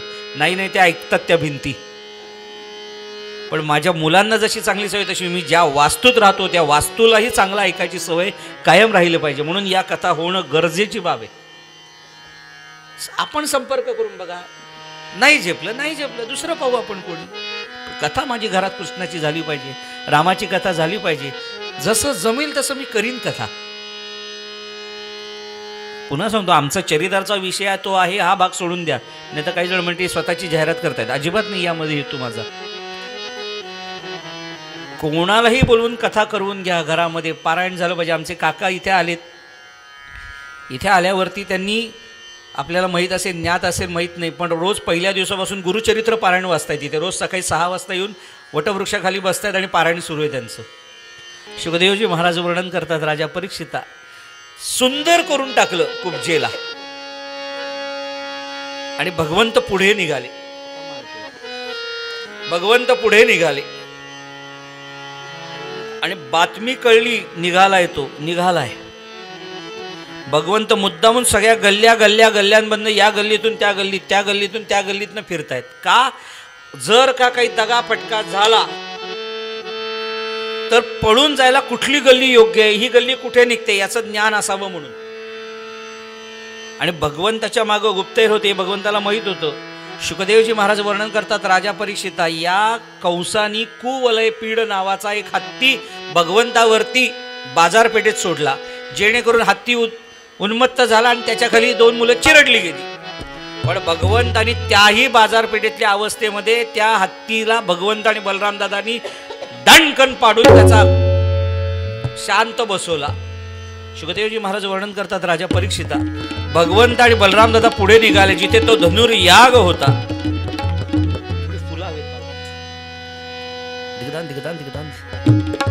याग होता, तिथे पोचले. आणि भगवंतानी म्हणता धनुष्य जिथे ठेवलं होतं त्या धनुष्याच्या इथे पोचले. भगवंत धनुष्याच्या इथे पोचले. भगवंत बलराम दादा म्हणतात, कृष्णा सावध, कृष्णा सावध. दादा तुम्ही थांबा, आता मध्ये पडू नका. आणि भगवंतानी जे धनुर्यागाचं जे यज्ञाचं जे धनुष्य होतं ते धनुष्य सहज उचललं. भगवंतानी धनुष्य, आणि मागच्या जन्मातला अनुभव होता धनुष्याचं प्रत्यंच्या लावायला गेले तशी. आणि परिणाम भगवंतानी ठरवलंच होतं यावेळेस धनुष्याला दाखवूनच द्यायचं आपण कोण आहोत. परिणाम ते धनुष्य घेतलं. शुकदेवजी महाराज वर्णन करतात, राजा परीक्षिता अरे हा कोण मुलगा आहे, कोण मुलगा आहे, याला उतरवा, याला उतरवा म्हणेपर्यंत ते धनुष्य दणकन भंगलं गेलं. अरे धनुष्य भंगलं, धनुष्य भंगलं, सावधान सावधान सावधान, कंस महाराज सावधान, असं म्हणत म्हणत भगवंत पळत निघाले. जिथे मल्लयुद्ध चालू होतं तिथे भगवंत पोचले. आणि मल्लयुद्धामध्ये इथे पहिल्यांदा भगवंत आणि कंसाची नजरानजर झाली. मल्लयुद्ध जिथे युद्ध चालू होतं त्या मल्ल मैदानाच्या इथे वरती कंस बसला होता. असा युद्ध चालू आहे. या यज्ञाच्या निमित्तानं या यज्ञाच्या निमित्तानं देशोदेशीचे मल्ल आले होते आणि त्यांच्यामध्ये युद्ध चालू होतं. आणि या मल्लांमध्ये कंसाचे 2 मल्ल जवळचे होते, आवडते. एकाचं नाव मुष्टिक आणि एकाचं नाव चाणूर. भगवंत आणि बलराम असे बाजूला उभे आणि हे दोघं असे नाचतायत. कोण आहे का युद्ध करायला, कोण आहे का कुस्ती खेळायला, कोणी आहे का, कोणी आहे का, कोणी नाही, कोणी नाही. आणि कंसाने फक्त नजरेने सांगितलं, ते दोघं उभे, त्यांना आत घ्या. चाणूर आणि मुष्टिक दोघांच्या इथे गेले. चाणूराने भगवंताला पकडलं, मुष्टिकाने बलरामांना पकडलं. दोघं जण म्हणाले, नको नको नको नको नको, आम्हाला घेऊ नका, आम्ही घाबरतोय, आम्ही घाबरले. भगवंताने मुद्दामून तसं नाटक केलं. यातही राजकारण आहे. भगवंत नंतर म्हणायला मोकळे होते, आम्ही यायला तयार नव्हतो, यांनी आम्हाला राजकारणात ओढले. यायचं तर त्यांना होतच, पण असं म्हणायचं असतं. पण दोघांना आत ओढलं. सुखदेवजी महाराज वर्णन करतात राजा परीक्षिता, भगवंत आणि बलराम दादा दोघं युद्ध करायला सुरुवात केली. चाणूर आणि मुष्टिकाशी युद्ध करतात बलराम दादा आणि चाणूराशी युद्ध करतात भगवंत. भगवंत आणि बलराम दादा एकमेकांकडे बरेच दिवस झाले, जरा मजा आली नाही, जरा होऊन जाऊ दे कार्यक्रम. आणि सुखदेवजी महाराज वर्णन करतो, चौघांचं तुंबळ युद्ध, मल्ल युद्ध सुरू झालं. सगळेजण अवाक होऊन बघतायत आणि दोघं जण यांना खेळवत होते हो, चाणूर आणि मुष्टिकाला. मांजर जसं खेळवतं ना तसं खेळवत होते. भगवंत आणि बलराम दादांसमोर कोणाचं काय राहते हो. युद्ध करता करता करता भगवंतांनी दादांना सांगितलं, दादा बरंच झालं, आता दाखवून द्या आपण कार्यक्रम. आणि सुखदेवजी महाराज वर्णन करतात, राजा परीक्षितात दोघांनी अशी खेळी केली.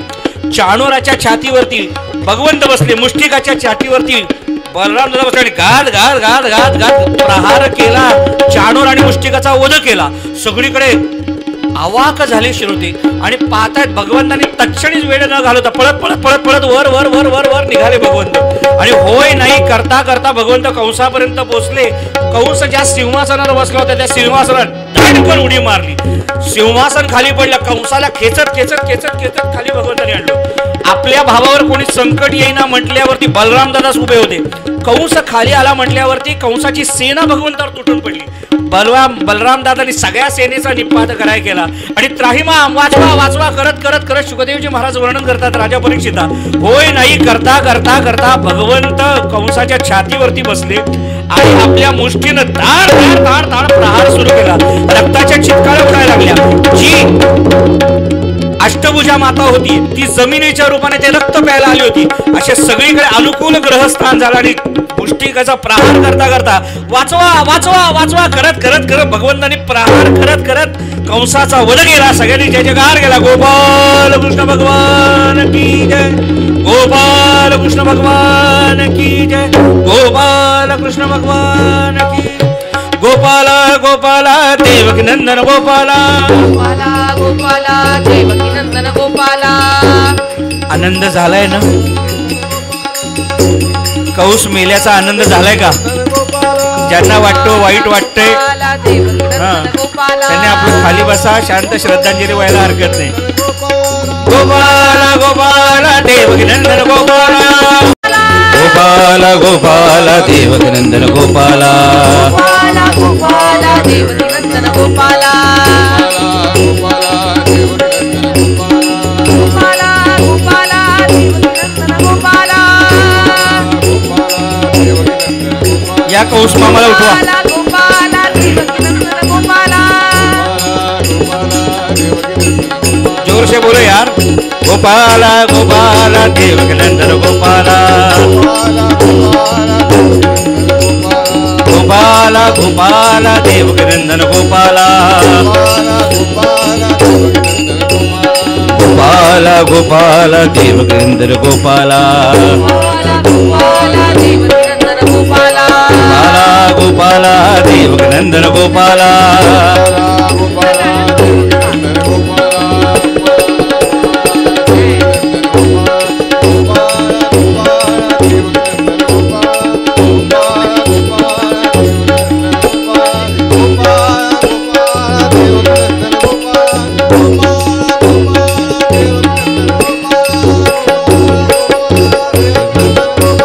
विटेवरी उभा कटेवरी हात पूर्ण ब्रह्म हा पंढरीनाथ.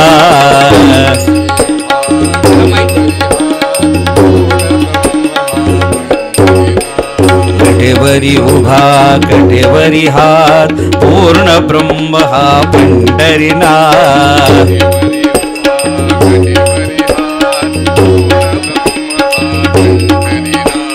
विटेवरी उभा कटेवरी हात पूर्ण ब्रह्म हा पंढरीनाथ. हरि बोल.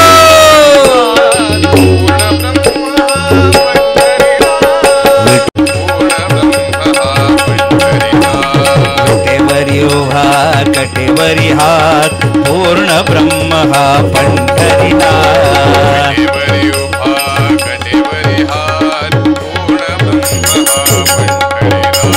कटेवरी उभा कटेवरी हात पूर्ण ब्रह्म हा पंढरीनाथ. आपल्या सगळ्यांच्या जबाबदाऱ्या मयुरेशरावांनी उचलल्या, त्यांची पाठ दुखतीये, त्यांना घ्या जरा, ती पाठ रिकामी होईल. कटेवरी उभा कटेवरी हात पूर्ण ब्रह्म हा पंढरीनाथ. घ्या घ्या मयुरेशरावांना ओढून घ्या. हा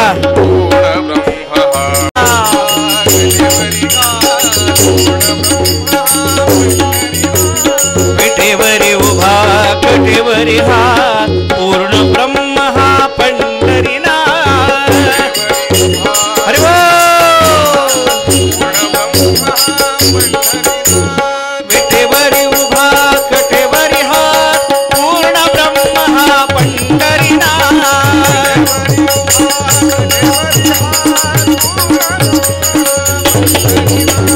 विटेवरी उभा कटेवरी हात पूर्ण ब्रह्म हा पंढरीनाथ. विटेवरी उभा कटेवरी विटेवरी उभा कटेवरी हात पंढरीनाथ.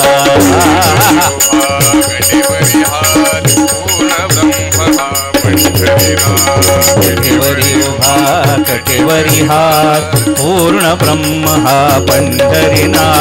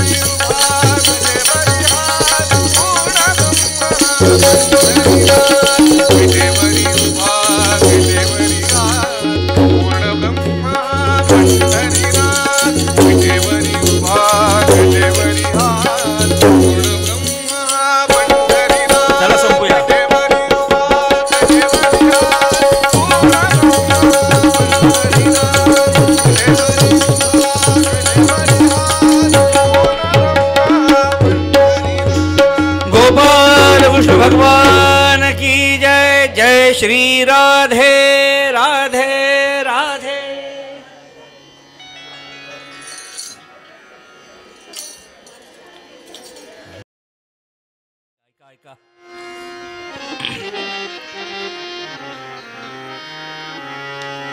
भगवंतानी कंसाचा वध केला.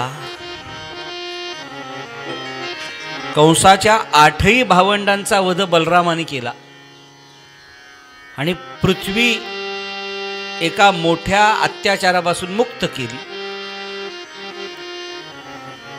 आणि आता भगवंतानी मथुरेचं राज्य पुन्हा वसुदेवांना दिलं. आणि भगवंत वसुदेव आणि देवकी मातेला भेटायला आले. आजपर्यंत ज्या क्षणाची आतुरतेनं वाट पाहत होते दोघही जण, तो क्षण समोर उभा होता गोपालकृष्णाच्या रूपानं. दोघांनी करकरून मिठी मारली. बाळा, आता नजरेच्या आड व्हायचं नाही बरं. भगवंतानी सांगावं, आई बाबा, आता इथून पुढे कधीही तुम्हाला माझ्यापासून दूर लोटलं जाणार नाही, कायम माझ्याच बरोबर राहाल. आणि शेवटपर्यंत भगवंतांनी हे सांभाळलं. शुकदेवजी महाराज वर्णन करतात, राजा परीक्षिता, भगवंत इथे नंद पाटीलांना निरोप देतात. आणखीन एक हृदय प्रसंग इथे येतो. आजपर्यंत ज्या व्यक्तीला आपण वडील मानलं होतं, आजपासून ते वडीलच आहेत. नमस्कार केला आणि सांगितलं, आईला सांभाळा, यशोदा मातेला, तिला सत्याची जाणीव करून द्या. अवघड आहे ते पचवणं, पण तिला सांगा, मी जरी कोणाचा असलो तरी आई तुझ्याच आहे, तुझ्याच जवळ अखंड असेल. नंद पाटील ही जड अंतःकरणाने भगवंताला निरोप घेऊन निघाले. 11 वर्ष ज्याला आपण आपल्या अंगाखांद्यावर वाढवला, त्याला आता एका क्षणात सोडून द्यावं लागणार होतं. भगवंत आता मथुरेमध्ये राहायला लागले. भगवंताची मुंज झाली. आणि भगवंत आणि बलराम दादा संदीपनी ऋषींच्या आश्रमामध्ये येऊन राहिले. 12 वर्षाचा अभ्यासक्रम भगवंतांनी आपल्या चाणाक्ष बुद्धिमत्तेच्या जोरावर 4 वर्षात पूर्ण केला. बलराम दादा आणि भगवंत दोघांनी तिथून उच्च विद्या विभूषित प्राप्त केली. तिथे त्यांचा एक सखा जमला आयुष्यभरासाठी, त्याचं नाव सुदामा. गुरूंना गुरुदक्षिणा द्यावी म्हणून काय द्यावे विचार करत असताना यमानी संदीपनी ऋषींचा मुलगा यमलोकात घेऊन गेला होता. भगवंत यमलोकात गेले, यमराजाशी युद्ध केलं आणि त्यांचा मुलगा सोडवून आणला. संदीपनी ऋषी म्हणाले, हीच माझ्यासाठी फार मोठी गुरुदक्षिणा झाली. मी जे शिकवलं आहे त्याचा आयुष्यभर विचार करा, आचरण करा, विचारण करा. आणि भगवंत परत आले. शुकदेवजी महाराज वर्णन करतात, राजा परीक्षिता, भगवंत मथुरेमध्ये आल्यावर या कंसाचे सासरा, त्याचं नाव जरासंध, त्यांनी मथुरेवरती 17 वेळा हल्ला केला. आणि 17 वेळा झालेलं युद्ध भगवंतांनी कुशल नेतृत्वामध्ये आपल्या युद्ध परतवून लावलं.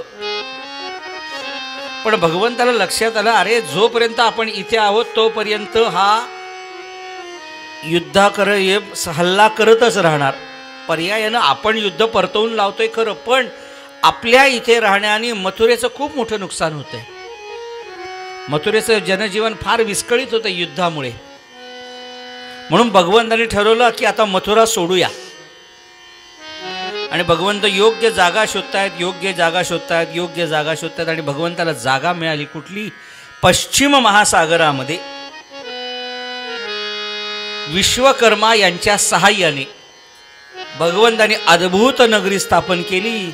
आता त्या नगरीवरनं भगवंताला सगळे ओळखू लागले. द्वारकाधीश भगवान की जय. द्वारका नगरी स्थापन केली. आणि ती द्वारका नगरी इतकी विलक्षण आहे भगवंताची की त्या नगरीमध्ये शिरण्यासाठी हे नक्की द्वारका, हेच नक्की द्वारका, हेच नक्की द्वारका अशी नगरी, म्हणून तिचं नाव द्वारका. आणि भगवंत आता सगळ्या कुटुंबासह तिथे राहायला लागले. श्रोते हो, आपण भगवंताला द्वारकेचा राणा म्हणतो आपण, पण द्वारकेचा खरा राजा हे वसुदेव आहेत. द्वारकेचे युवराज हे बलराम आहेत. आणि द्वारकेचे रक्षक म्हणून गोपालकृष्ण आहेत. म्हणून आजही द्वारकेला द्वारकाधीश भगवंताच्या जर दर्शनाला कधी गेलात तर द्वारकाधीशाला आपण प्रसाद न्यायचा नसतो. आपण नाही का पंढरपूरला जाताना काहीतरी प्रसाद घेऊन जातो, तुळजापूरला जाताना आपण प्रसाद घेऊन जातो, मग तिथे गुरुजी नैवेद्य दाखवतात, थोडा तिथे ठेवतात, थोडा आणून देतात. तिथे ती पद्धत नाही आहे. तुम्हाला भेटवस्तू नैवेद्य दाखवायचं आहे, शेजारी वसुदेवांचं मंदिर आहे तिकडे दाखवा, इकडे नाही. कारण भगवंत रक्षक आहेत म्हणून. भगवंत द्वारकेमध्ये राहायला लागले. पण काय असतं बघा, एवढे चारी मुंड्या चीत झाला तरी नाक वरतीच असतं काही लोकांचं. एवढा पडला, एवढा तरी हाऊस काही फिटत नाही. तसा जरासंध, मी जरासंधाबद्दल बोलतोय. जरासंध कॅटेगरी त्या परत सगळ्यांना गोळा केलं त्यांनी जरासंधानी. आणि आता द्वारकेवरती हल्ला केला. आता तो आहे मगध देश, म्हणजे आत्ताचं बिहार. काय हाऊस आहे बघा, बिहारवरनं तो तिकडे गेला. काय गरज आहे का? नाही, काही ना हाऊसच असते. आणि तो कृष्ण आहे हो, तो काय साधा आहे का? गुजरातचा कृष्ण आहे तो, हे द्वारकेचा. सॉरी, चुकून झालं माझ्याकडनं. तो काय असले असे किती जरासंध येऊन गेले, त्याला काही घेणं देणं नसतं. अच्छे अच्छों की छुट्टी कर देता है वो. सुखदेवजी महाराज वर्णन करतात, राजा परीक्षिता पुन्हा एकदा जरासंधानं द्वारकेवरती हल्ला केला कालयवनाला घेऊन. आणि त्या युद्धामध्ये कालयवनासमोरून भगवंत पाठ दाखवून पळून गेले. म्हणून भगवंताला त्या रणांगणातनं पळून गेला म्हणून त्याचं नाव ठेवण्यात आलं रणछोडराय भगवान की जय. आजही डाकोर नावाचं ठिकाणी गुजरातमध्ये, तिथे तो रणछोडराय अजून बसलाय. त्या कालयवनाला मुचकुंदातर्फे त्याचा वध करून टाकला. आता भगवंत परत एकदा जरासंधाला पळवून लावलं आणि जरासंधाने नाद सोडून दिला. एवढं सगळं परत तिथे जायचं, परत हारून मागच यायचं. आता भगवंत, बलराम दादा, वसुदेव देवकी आणि द्वारका वसवली गेली, सोन्याची द्वारका. अनर्थ देशाचा राजा रैवत नावाचा राजा होता. त्या रैवताची जी थोरली मुलगी होती तिचं नाव रेवती. तिचा विवाह भगवंताचे थोरले भाऊ बलराम यांच्याशी करण्यात आला. आता थोरल्याचा विवाह झाला म्हटल्यावरती धाकट्याचा आता वेध लागले आईला. एक कीर्तिनामा नावाचा एक ब्राह्मण, कीर्तिनामा नावाचा एक ब्राह्मण तीर्थयात्रा करत करत करत करत करत करत महाराष्ट्रातल्या विदर्भ प्रांतामध्ये पोचला. कुंडिनपूर नावाचं गाव, त्या गावामध्ये पोचला. त्या गावाचा जो राजा होता, त्या राज्याचा राजा, त्याचं नाव भीष्मक राजा. भीष्मक राजाच्या पत्नीचं नाव सत्यवती. अशा या कुटुंबामध्ये पोचला. त्या गावामध्ये पोचल्यावरती आपल्या गावामध्ये कोणतरी विद्वान आलाय म्हटल्यावरती त्याची राजाची भेट झाली पाहिजे, राजाची भेट झाली पाहिजे. म्हणून गावातल्या लोकांनी या कीर्तिनामा नावाच्या ब्राह्मणाला राजांसमोर आणलं. आला तिथे ब्राह्मण कीर्तिनामा, राये तय त्वरित केले प्रणामा. आला तिथे ब्राह्मण कीर्तिनामा, कीर्ती नावाचा ब्राह्मण आला, स्वागत केलं. अरे आपल्या गावात विद्वान कोणीतरी आले, या या या या महाराज म्हणून. बसा बसा बसा. आपण कुठले, कुठून आलात बे, कुठून आला बे तुम्ही, असं काय करून राहिला बे तुम्ही, कुठून आलात, कुठून आलात. त्याने सांगितलं, अरे मी तीर्थयात्रा करणारा माणूस आहे, आम्हाला काही घरदार नसतं, फिरत असतो. वा वा राजन, पण अरे किती तुझं स्वागत करतोय. असं स्वागत फार कमी माणसं करतात. वा वा, छान वाटलं तुझं स्वागत पाहून, तुला असंच ऐश्वर प्राप्त हो. असं तो राजा बोलत असताना या कीर्तिनामाने त्या भीष्मक राजांकडे पाहिलं. खाली पायाशी बसला होता कीर्तिनामावरती. कीर्तिनामाने पाहिलं आणि विचारलं, राजन तुझ्या राज्यामध्ये एवढं सगळं आलबेल आहे, पण कपाळावर तुझ्या आठी का, तुझ्या कपाळावर आठी का. राजाने सांगितलं, महाराज माझ्या आठीचं कारण माझ्या शेजारी उभं आहे. म्हणून शेजारी पाहिलं तर एक सुंदर मुलगी उभी होती. चंद्राचा कोरीव भाग असावा ना, इतकी सुंदर नितळ कांतीची अशी मुलगी उभी ती. असं तो पदर घेतलेला. दाखव काय आपल्याकडे सोय आहे सगळी. हसू नको रे आता. असा तो सुंदर असा पदर घेतलेला अशी असा तो एकदा या अँगलनी एकदा त्या अँगलनी अशी पदराशी खेळत असलेली मुलगी पाहिली आणि कीर्ती नामाने पाहिल्या आहे पुढे आहे अजून असं कीर्ती नामाने पाहिलं ही सुंदर मुलगी माझी मुलगी आहे तिचं नाव रुक्मिणी रुक्मिणी वा वा वा नाव किती गोड आहे मग ही तुमच्या आठीचं कारण अहो जमत नाही अजून अरे जमत नाही आहे एवढ्या सुंदर मुलीचं जमत नाहीये काय कारण अहो महाराज ही एवढी सुंदर आहे हेच न जमण्याचं कारण आहे म्हणजे अहो आम्ही एवढे बघण्याचे कार्यक्रम केले एवढे देशोदेशीचे राजे आले आम्ही नेलं पण कित्येकांनी नाही म्हणून सांगितलं का अहो आम्ही अनेकांना विचारलं का नाही म्हणतात तर त्या अनेकांनी सांगितलं अहो तुमची रुक्मिणी एवढी सुंदर आहे की तिच्यावरनं आमच्यासारखे 56 राजे ओवाळून फेकून द्यावे एवढी सुंदर तुमची मुलगी राजा म्हणाला महाराज आपण एवढे देशोदेशी फिरता आमच्या मुलीसाठी एखादं स्थळ आहे का तुमच्याकडे बघण्यासारखं कीर्तिनामा म्हणाला स्थळ अहो माझ्याकडे असं स्थळ आहे तुम्ही आत्ता मगाशी काय म्हटलात तुमच्या मुलीवरनं 56 राजे द्यावे ना असं तुम्ही म्हटलात ना माझ्याकडे असं स्थळ आहे की तुमच्यासारख्या या रुक्मिणीसारख्या 56 रुक्मिणी त्याच्यावरनं ओवाळून फेकून द्याव्या बोलायला काय प्रवचनकार कमी येतोय काय अच्छा कोण कोण कोण आहेत कोण म्हणजे सांगतो आधी वर्णन करतो आणि मग नाव सांगतो ठीक आहे हरकत नाही आणि त्यांनी वर्णन करायला सुरुवात केली आमच्याकडचं स्थळ अहो चंद्रा होनी शीतल रवे होनी सोज्वळ चंद्रा होनी शीतल रवे होनी सोज्वळ चंद्रा होनी शीतल रवे होनी सोज्वळ चंद्रा होनी शीतल चंद्रा होनी शीतल रवे होनी सोज्वळ तेणे मज केवळ वेदिले गे माये चंद्रा होनी शीतल रवे होनी सोज्वळ चंद्रा होनी शीतल आणि तो वर्णन करतो काय माझ्याकडच्या मुलाचं स्थळाचं वर्णन करावं काय वर्णन करावं कथा इकडे चालू आहे तिकडे नाही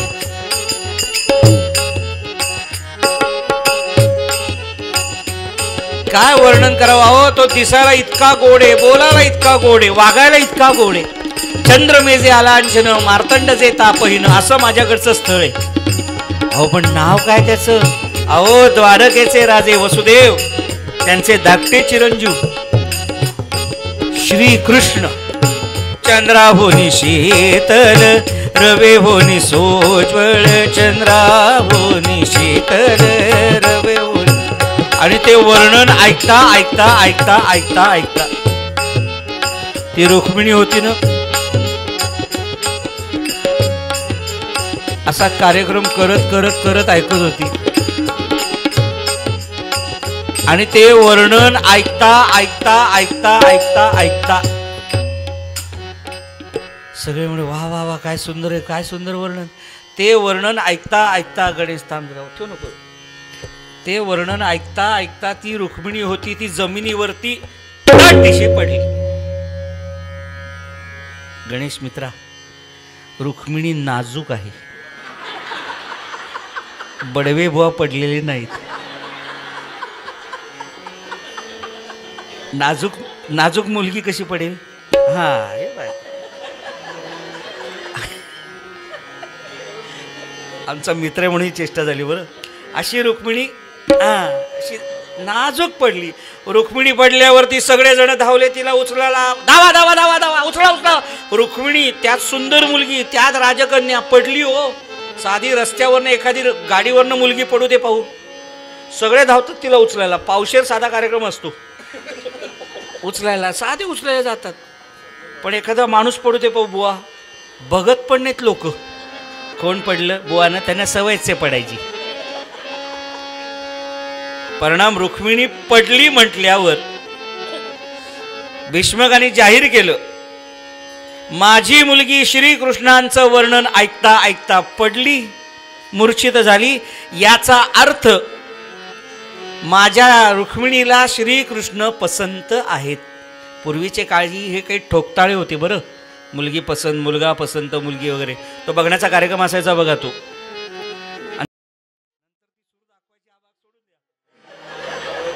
आणि मग ते बघा आठवले सगळे कार्यक्रम आपले, कांदे पोहे, बटाटे पोहे. आणि मग ती नवरा निघून गेला, बघणारा मुलगा, ती आई वडील विचारायचे काय पसंत आहे का असं म्हणून ती लाजून अशी काही आत निघून जायची. मग ती जिथे उभी असायची ना, आई वडील तिथे जाऊन बघायचे. तिनं काय केलेलं असायचं, त्या बघण्याच्या कार्यक्रमात उभं राहून राहून आपल्या उजव्या पायाच्या अंगठ्याने अशी जमीन उकरून ठेवलेली असायची. त्याच्यावरनं लक्ष द्यायचं आपण किती खड्ड्यात जाणार होतो.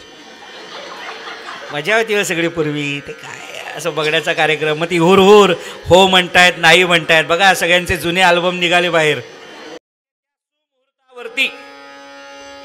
येत्या सुमुहूर्तावरती माझी मुलगी रुक्मिणी श्रीकृष्णांना दिली म्हटल्या सगळ्यांनी टाळ्या वाजवल्या. आनंद झाला. वाजवा टाळ्या जोरात जोरात. हे थांबा, कोण टाळ्या वाजवते रे म्हणून सगळ्यांच्या नजरा मागं गेल्या. अशा दादा उभे होते. दादा, या रुक्मिणीचा थोरला भाऊ, त्याचं नाव रुक्मी दादा. सगळे म्हणाले या प्रकरणापासून दादांना दूर ठेवा. ते काहीतरी बोलतात आणि नंतर अंगलट आपल्याला उत्तर द्यावी लागतात. काय ऐकलं रे मी आता? माझी बहीण काय काय कृष्णाला? कोण कृष्ण? द्वारकेचा. अरे त्याचा पराक्रम काय, ज्यांनी लहानपणी चोऱ्या माऱ्या केल्या, शिंकाळी फोडली, अशा कृष्णाला माझी बहीण? अरे त्याला गोपाल म्हणतात. अजूनही त्याच्या अंगाचा वास घेऊन बघा, शेणा मातीचा वास येतो. कोणी म्हणती नंदाचा, कोणी म्हणती वसुदेवाचा, असा डबल बाप्या.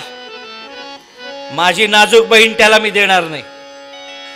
मी माझी बहीण देईन ते माझा मित्र चेदी देशाधिपती शिशुपालाला दिली. येत्या सुमुहूर्तावरती माझी बहीण शिशुपालाला दिली. वाजवा टाळ्या. ज्यांनी कोणी वाजवल्या ना ते सगळे दादांच्या पक्षातले.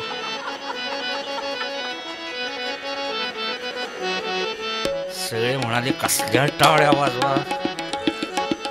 चांगलं कोजागिरीचं आटीव दूध असावं, त्याच्यामध्ये येऊन कोणीतरी मिठाचा खडा घालावा, तसा हा माणूस आहे. सगळेजण म्हणाले अहो तुमच्या वडिलांनी सांगितलंय की रुक्मिणी त्यांना देईल. आणि इकडे रुक्मिणी माता शुद्धीवर आली हो. मधाचं बोट साठवलं, गुलाबाचं पाणी शिंपडलं होतं, असं जागी झाली. आणि तिने विचारलं, अगं सख्यांनी विचारलं म्हणजे, अगं रुक्मिणी गेली कुठे होतीस तू? अगं काय माहिती, त्यांचं वर्णन ऐकता ऐकता ना ग, त्यांच्या वर्णनातच भुलून गेले ग मी. त्याची धून संचारली रोमा रोमात, त्याच्या धूनमध्ये मी गेले ग त्यांच्या. काय झालं पुढे? आता माझं पुढचं ठरलं कधी त्यांच्याशी. एक सखी म्हणाली आता त्यांना विसर. आता काय बाब्बा तू त्यांची राणी होणार, त्यांची. रुक्मिणी म्हणाली त्यांची म्हणजे ते द्वारकेला, द्वारका वगैरे विसर, आता विसर, त्यांची. सॉरी पदर करून आठवण करून देत जर. त्यांची म्हणजे, अगं म्हणजे काय म्हणजे? त्यांची नाही, त्यांची म्हणजे ते वसुदेव. अगं वसुदेव वगैरे विसर आता. आता तर काय बाब्बा चेष्टा करू नका, सांगा ना काय ते. आता बाई तू शिशुपालरावांची काय शिशुपाल म्हणजे श्रीकृष्ण नाही? अगं तुझं ठरलं होतं, तुझा दादा मध्ये आला आणि त्यांनी जाहीर करून टाकलं माझी बहीण शिशुपालाला दी. नाही होणार मी त्यांची. मी शिशुपालांची होणार नाही. एक मैत्रीण म्हटली का? अगं नाव बघ की कसं आहे त्यांचं, शिशुपाल. उद्या मी त्यांचे झाले तर उखाण्यात नाव कसं घ्यायचं? शिशुपालरावांचं नाव घेते मी. झाले तर कृष्णाची होईन. भगवंता तुमचे गुण ऐकले आणि तिथेच मी ठरवलं मी तुमची होईन. तुमचे गुण या कानातून प्रवेश आले आणि माझ्या हृदयापर्यंत पोचले. महाराज, श्रीमद भागवताचा हा अमर अलंकार मानला जातो. रुक्मिणी मातेनं भगवंताला पाठवलेलं पत्र. तुमचे गुण ऐकले आणि तिथेच कृतार्थ झाले. आता माझी इच्छा आहे माझं आयुष्य कृतार्थ व्हावं. तरी आपण मला या आणि घेऊन जा. आमच्या घरामध्ये अशी परंपरा आहे की घरातली नववधू लग्नाच्या आधी, विवाहाच्या आधी ग्रामदेवता असणाऱ्या अंबा मातेच्या दर्शनाला जाते. अंबा मातेचं दर्शन घेऊन ती येते. त्या अंबा मातेच्या मंदिराच्या माग तुम्ही या आणि मला घेऊन जा. काय प्लॅनिंग आहे. आता ते पत्र पाठवायचं कसं म्हणून सुदेव नावाच्या भटजींबरोबर ते पत्र पाठवलं. काय रुक्मिणी माता हुशार आहे बघा. तिनं सुदेवाचीच का निवड केली? तिथे अनेक गुरुजी आले होते, पण सुदेव का? तर भगवंताच्या वडिलांचं नाव वसुदेव, त्यातला तिने व आपल्याकडे ठेवला, कारण वधू पक्ष म्हणून. उरले सुदेव म्हणून त्याची नियुक्ती केली. भगवंत एवढं सगळं पर्टिक्युलरनेस असणाऱ्या माणसांकडेच येत होतो. आणि पत्र घेऊन निघाले सुदेव भटजी. द्वारकेमध्ये पोहोचले आणि सोन्याची द्वारका पाहता येतो. यांना 1 ग्रॅम सोनं पाहायची सवय. हे सोन्याची द्वारका, सोन्याची द्वारका, सोन्याची द्वारका. कपड्यांवरनं लक्षात आलं हा माणूस विदर्भातला आहे. आणि द्वारकेतल्याने विचारले कहा से आए हो? असं काय बोलून राहिलं बे तू? काहीतरी गफला आहे, गफला. तुम्ही कोण? मी असं असं सुदेव भटजी आहे आणि श्रीकृष्णानं महत्वाचं पत्र द्यायला आलोय. पत्र महत्वाचं? चल, असं हो नाही सकता. अरे दाखवलं पत्र. शुकदेवजी महाराज वर्णन करतात, राजा परीक्षितात सुदेवांना भगवंताच्या दरबारात आणून ठेवलं आणि भगवंत तेव्हा दरबारात नव्हते. काय सुंदर प्रसंग आहे हा. सुदेव भटजी त्यांनी आणलं ना सेवकांनी. त्याला विचारलं, अहो ते कृष्ण कसे आहेत मला माहिती नाही, तो मी ओळखत नाही त्यांना, ते फक्त आले की मला सांगाल का?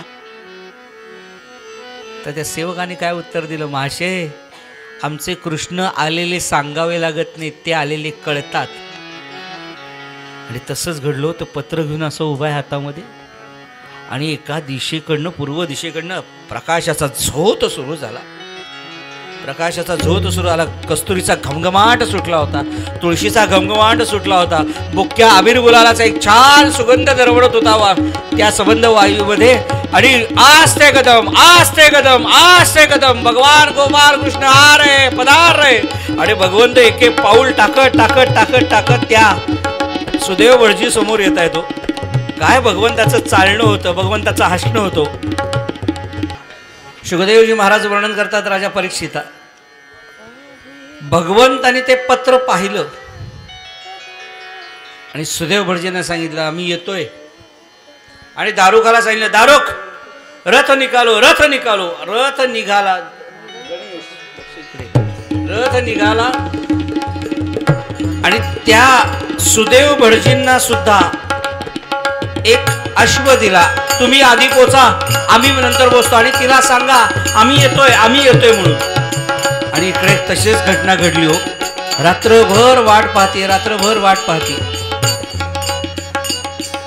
आणि ते येतील की नाही, ते येतील की नाही, ते येतील की नाही म्हणून वाट पाहत असणारी रुक्मिणी दुसऱ्या दिवशी सकाळी त्या उगवत्या सूर्याला म्हणते, अरे उगवू नको रे, तू उगवू नको. जर तू उगवला तर मला त्या शिशुपालांच्या गळ्यामध्ये माळ घालावी लागली. आणि तेवढ्यात खालनं बातमी आली,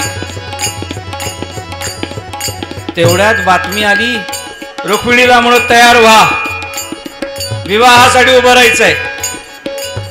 शुकदेवजी महाराज वर्णन करतात, राजा परीक्षिता रुक्मिणी मातेला घेऊन बोहल्यावरती उभी राहिली. रुक्मिणी माता आणि मनात विचार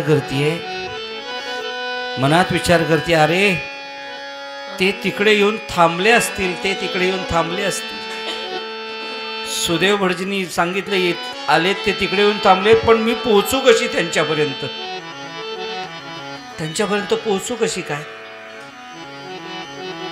तेवढ्यात वडिलांनी रुक्मी दादाला बोलून घेतलं, रुक्मी इकडे, युवराज झालास म्हणून परंपरा विसरलास की काय? आपल्या घराची परंपरा काय? आपल्या घरातली नववधू अंबा मातेच्या दर्शनाला जाते, तिथल्या अंबा मातेचा कौल घेते आणि मग उभी राहते. बाबा, पण माझ्या माहिती खात्रीशीर सूत्रांकडनं मिळालेल्या माहितीनुसार तो कृष्ण तिकडे येऊन उभा आहे, ते मला माहिती नाही. आपली परंपरा म्हणजे परंपरा जपली गेली पाहिजे. रुक्मिणी मातेनं वडिलांकडे पाहिलं कृतज्ञतेने, असेच पाठीशी उभे राहा म्हणून. शुकदेवजी महाराज वर्णन करतात, राजा परीक्षिता रुक्मिणी माता निघाली, चारही बाजूंनी नंग्यात तलवारी घेऊन अंगरक्षक उभे होते. आणि रुक्मिणी दादांनी सांगितलं होतं, जर का जागचे हल्लात तर याद राखा, गाठ माझ्याशी आहे. रुक्मिणीकडे बारीक लक्ष द्यायचं. सगळे म्हणे हो. आणि रुक्मिणी आता अंबा मातेच्या मंदिरात आली. समोर अंबा माता पाहिली, तिच्या आपल्या हातात असलेला मोत्याचा सर होता, अंबा मातेच्या गळ्यामध्ये घातला. आणि अंबा मातेला म्हणते, या देवे सर्वभूतेषु मातृरूपेण संस्थिता. आई, मला जन्म देणारी तू खरी आई आहेस. तिच्या पोटी जन्माला आले, पण मला सांभाळणारी तू खरी आई आहेस. तुझा जामाता बाहेर उभा आहे, आमच्या संसाराला कौल दे आई, कौल दे आई, कौल दे. कौल दे म्हटल्यावरती भगवतीच्या गळ्यामध्ये असलेली मोत्याचा सर सरकन गळून पडला. तिने तो कौल माळ घेतली आणि बाहेर आली. आणि बाहेर बघते तर काय हो, भगवंत उभे होते असे रथामध्ये, ये असे करत. आणि तिने काय केलं, अशी लाजून आपला हात भगवंताच्या हातात दिला. भगवंतानी तिला उचललं आणि आपल्या रथामध्ये नाजूकपणे आणून बसवलं. आणि रथ निघाला, रथ निघाला. हंसे मुक्ता नेली, मग केला कलकलाट काकांनी म्हणजे कावळा बर का. हंसानी मुक्ता नेली आणि काका ओरडत बसला असं नव्हे. काका म्हणजे ही आर्या आहे, ही आर्या आमचे बारामतीचे मोरोपंतांनी लिहिलेली आर्या आहे, म्हणून काका वगैरे कुठल्याही दुसऱ्या संदर्भावर घेऊ नका. हंसे मुक्ता नेली, मग केला कलकलाट काकानी. सगळे ओरडायला लागले, हो रुक्मिणी नेली. हे जे उभे होते ना तलवारी घेऊन, एक म्हणाला, शामराव अहो रुक्मिणी गेली ना, आपल्याला तिच्या रक्षणासाठी उभं केलं होतं. तो दुसरा म्हणला, रुक्मिणी दादांनी काय सांगितलं, रुक्मिणीकडे बारीक लक्ष द्या, जागचा हलू नका. आपण त्याचंच ऐकलं. आईनं मुलाला सांगितलं, बंड्या जरा दुधाकडे लक्ष दे.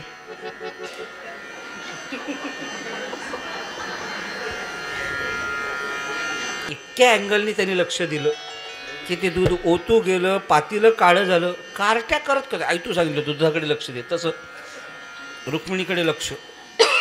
आणि रुक्मीला बातमी कळली, कृष्णाने पळवून नेली. रुक्मी, शिशुपाल आधी सगळेजण रथ घेऊन भगवंताच्या मागं लागले आणि म्हणतात, कृष्णा खरा क्षत्रिय असशील तर माझी बहीण माझ्याशी युद्ध कर आणि घेऊन जा. भगवंत म्हणाले, एवढंच नाही, रथ घुमाव. म्हणून रथ घुमवला. आणि भगवंत आणि रुक्मी असे समोरासमोर उभे राहिले दोघे जण. आणि युद्धाला सुरुवात होणार तेवढ्यात भगवंताच्या मागून भेरी वाजायला लागले, नगारे जोर जोरात भेरी वाजायला लागल्या. म्हणून भगवंताने मागं वळून बघितलं तर काय दिसलं, आपला धाकटा भाऊ गेलाय विदर्भामध्ये, तो उद्योगशील प्राणी आहे, तो काहीतरी तिकडे उद्योग करणार. म्हणून त्याच्या रक्षणासाठी बलराम दादा सगळ्या सेनेसह आले होते. भगवंतानी रथ मागं घेतला बाजूला. रुक्मिणी विचारलं, अहो रथ का बाजूला घेता? भगवंत म्हणाले, काळजी करू नको. काय आता तुझा दादा वर्सेस माझा दादा, दोन दादा, दोघे एकत्र जातात. या दादा विरुद्ध तो दादा हो जोर जोरात. आणि झालंच तसं 2 दादा उभे राहिले एका बाजूने. बलराम दादा म्हणजे काय हो, नांगरदरी शेतकरी पक्षाचे अध्यक्ष. दणकन रणभूमीवर उतरले, सगळ्यांना आपल्या नांगराने उडवतायत आणि नांगराचा पार रुक्मीच्या गळ्यात घातला, खसकन खाली ओढला आणि खुपसलं. तेवढ्यात भगवंत म्हणाले, हो दादा ते पार्सल आमचं आहे, त्याला आमच्याकडे पाठवून द्या. बलराम दादा म्हटले, कृष्णा तू मारले काय आणि मी मारले काय, सारखंच आहे. आणि बलराम भगवंताच्या समोर रुक्मी दादा असा उभा आणि भगवंत तलवार घेऊन संपवणार. तेवढ्यात रुक्मिणी पुढे आली आणि म्हणाले, महाराज दादा महाराज माझ्या दादाला मारू नका. लोक म्हणतील सोन्यासारखा नवरा मिळवला पण भाऊ गमावला, मग याला काय सोडून देऊ का? सोडून नका देऊ. अहो यानीच प्रतिज्ञा केली आहे काय, जरी कृष्णाशी लागेल रुक्मिणीचे लग्न तरी माझी अर्धी मिशी टाका काढून. अच्छा बरं झालं की. हेअर कटिंग सोलून इकडे. भगवंताने आपल्या हातातल्या तलवारीनं रुक्मी दादाची डाव्या बाजूची मिशी, उजव्या बाजूची भुवई, केसाचे असं इतकं विद्रूप केलं, 5 पाट काढून टाकली अशी. तो म्हणाला सुद्धा, अहो जरा नीट तरी कापा, लोकांना सांगता येईल कोहली कट, धोनी कट, हा कट, तो कट, अमेरिकन कट वगैरे. असा विद्रूप केला. परत आपल्या नगरीत गेला नाही. भोजकटकपूर नावाचं नवीन नगर स्थापन केलं आणि आता भगवंत द्वारकेला निघाले खरे. तेवढ्यात भीष्मक राजाने उभा राहिला आणि म्हणाला, महाराज मला एकुलती एक मुलगी आहे, कमीत कमी तिचं कन्यादानाचं तरी सुख मला लाभू द्या. ठीक आहे भगवंत म्हणाले, हरकत नाही, लग्न विदर्भात करू, रिसेप्शन द्वारकेमध्ये करू, काही हरकत नाही आपण. आणि भगवंतासह सर्व वर्तमान इकडे वसुदेव देवकी मातेलाही सांगितलं, ते सर्व वर्तमान सगळं बिराडासह जमले. शुकदेवजी महाराज वर्णन करतात, राजा परीक्षिता सप्तर्षींनी भगवंताच्या विवाहाचा मुहूर्त काढला. मुहूर्त निघाला, वसंत पंचमीचा मुहूर्त निघाला आणि भगवंताचा त्या मुहूर्तावरती विवाह संपन्न व्हायची वेळ आली. चला मुलाच्या मामानी मुलाला घेऊन या, मुलाच्या मामाने मुलाला घेऊन या, चला जरा लवकर लवकर लवकर.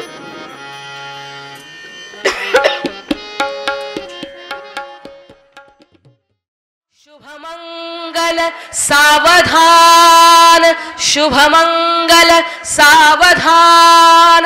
यावद वीची तरंगान वहती सुरनदी जान्हवी पुण्यतोया, यावद आकाश मार्गे तपति दिनकरो भास्करो लोकपालः, यावद वज्रेंग नील स्फटिक मणिशिला वर्तते मेरु शृंगे, तावत्वं पुत्र पौत्रौ स्वजन परिवृतो जीव शंभो प्रसादात्. सावधान यन्मंगलं महेन्द्रस्य प्राप्ते देव समागमे ऋषिभिः स्तूयमानस्य तत्ते भवतु मंगलं.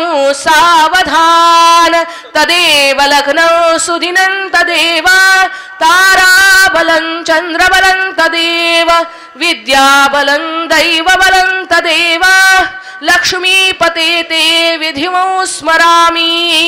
सावधान.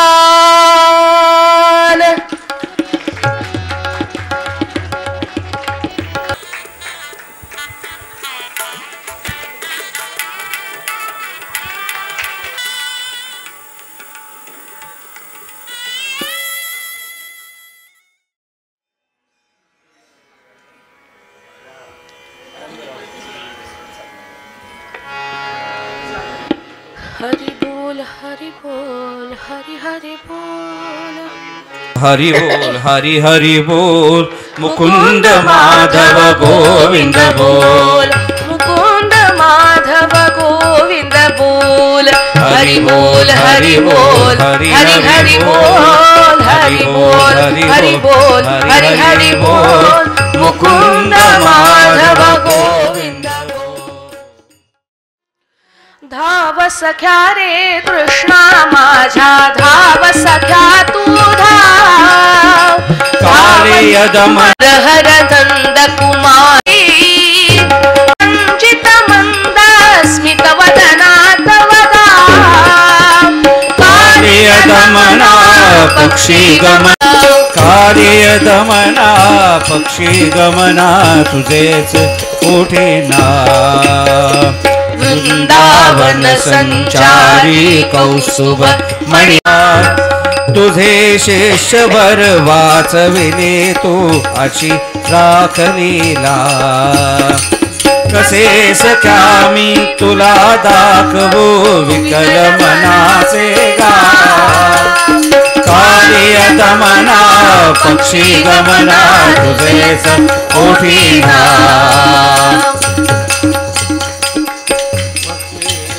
नीलम कुंडल नील कमल नयने श्यामल यमुना निर्गुण सगुणा श्यामल तव चरणे देव श्री गोपाळा तव कर व्यथित जीवाला पक्षी गमना तुझेच ओठीना जय हो जय श्री भागवता आरती करू तुझ भगवंता जय हो जय श्री भागवता आरती करू तुझ भगवंता श्री शुक मुनीने परम भक्तीने नाना परीने गायले या हरिचरिता आरती करू तुझ भगवंता जय हो जय श्री भागवता आरती करू तुझ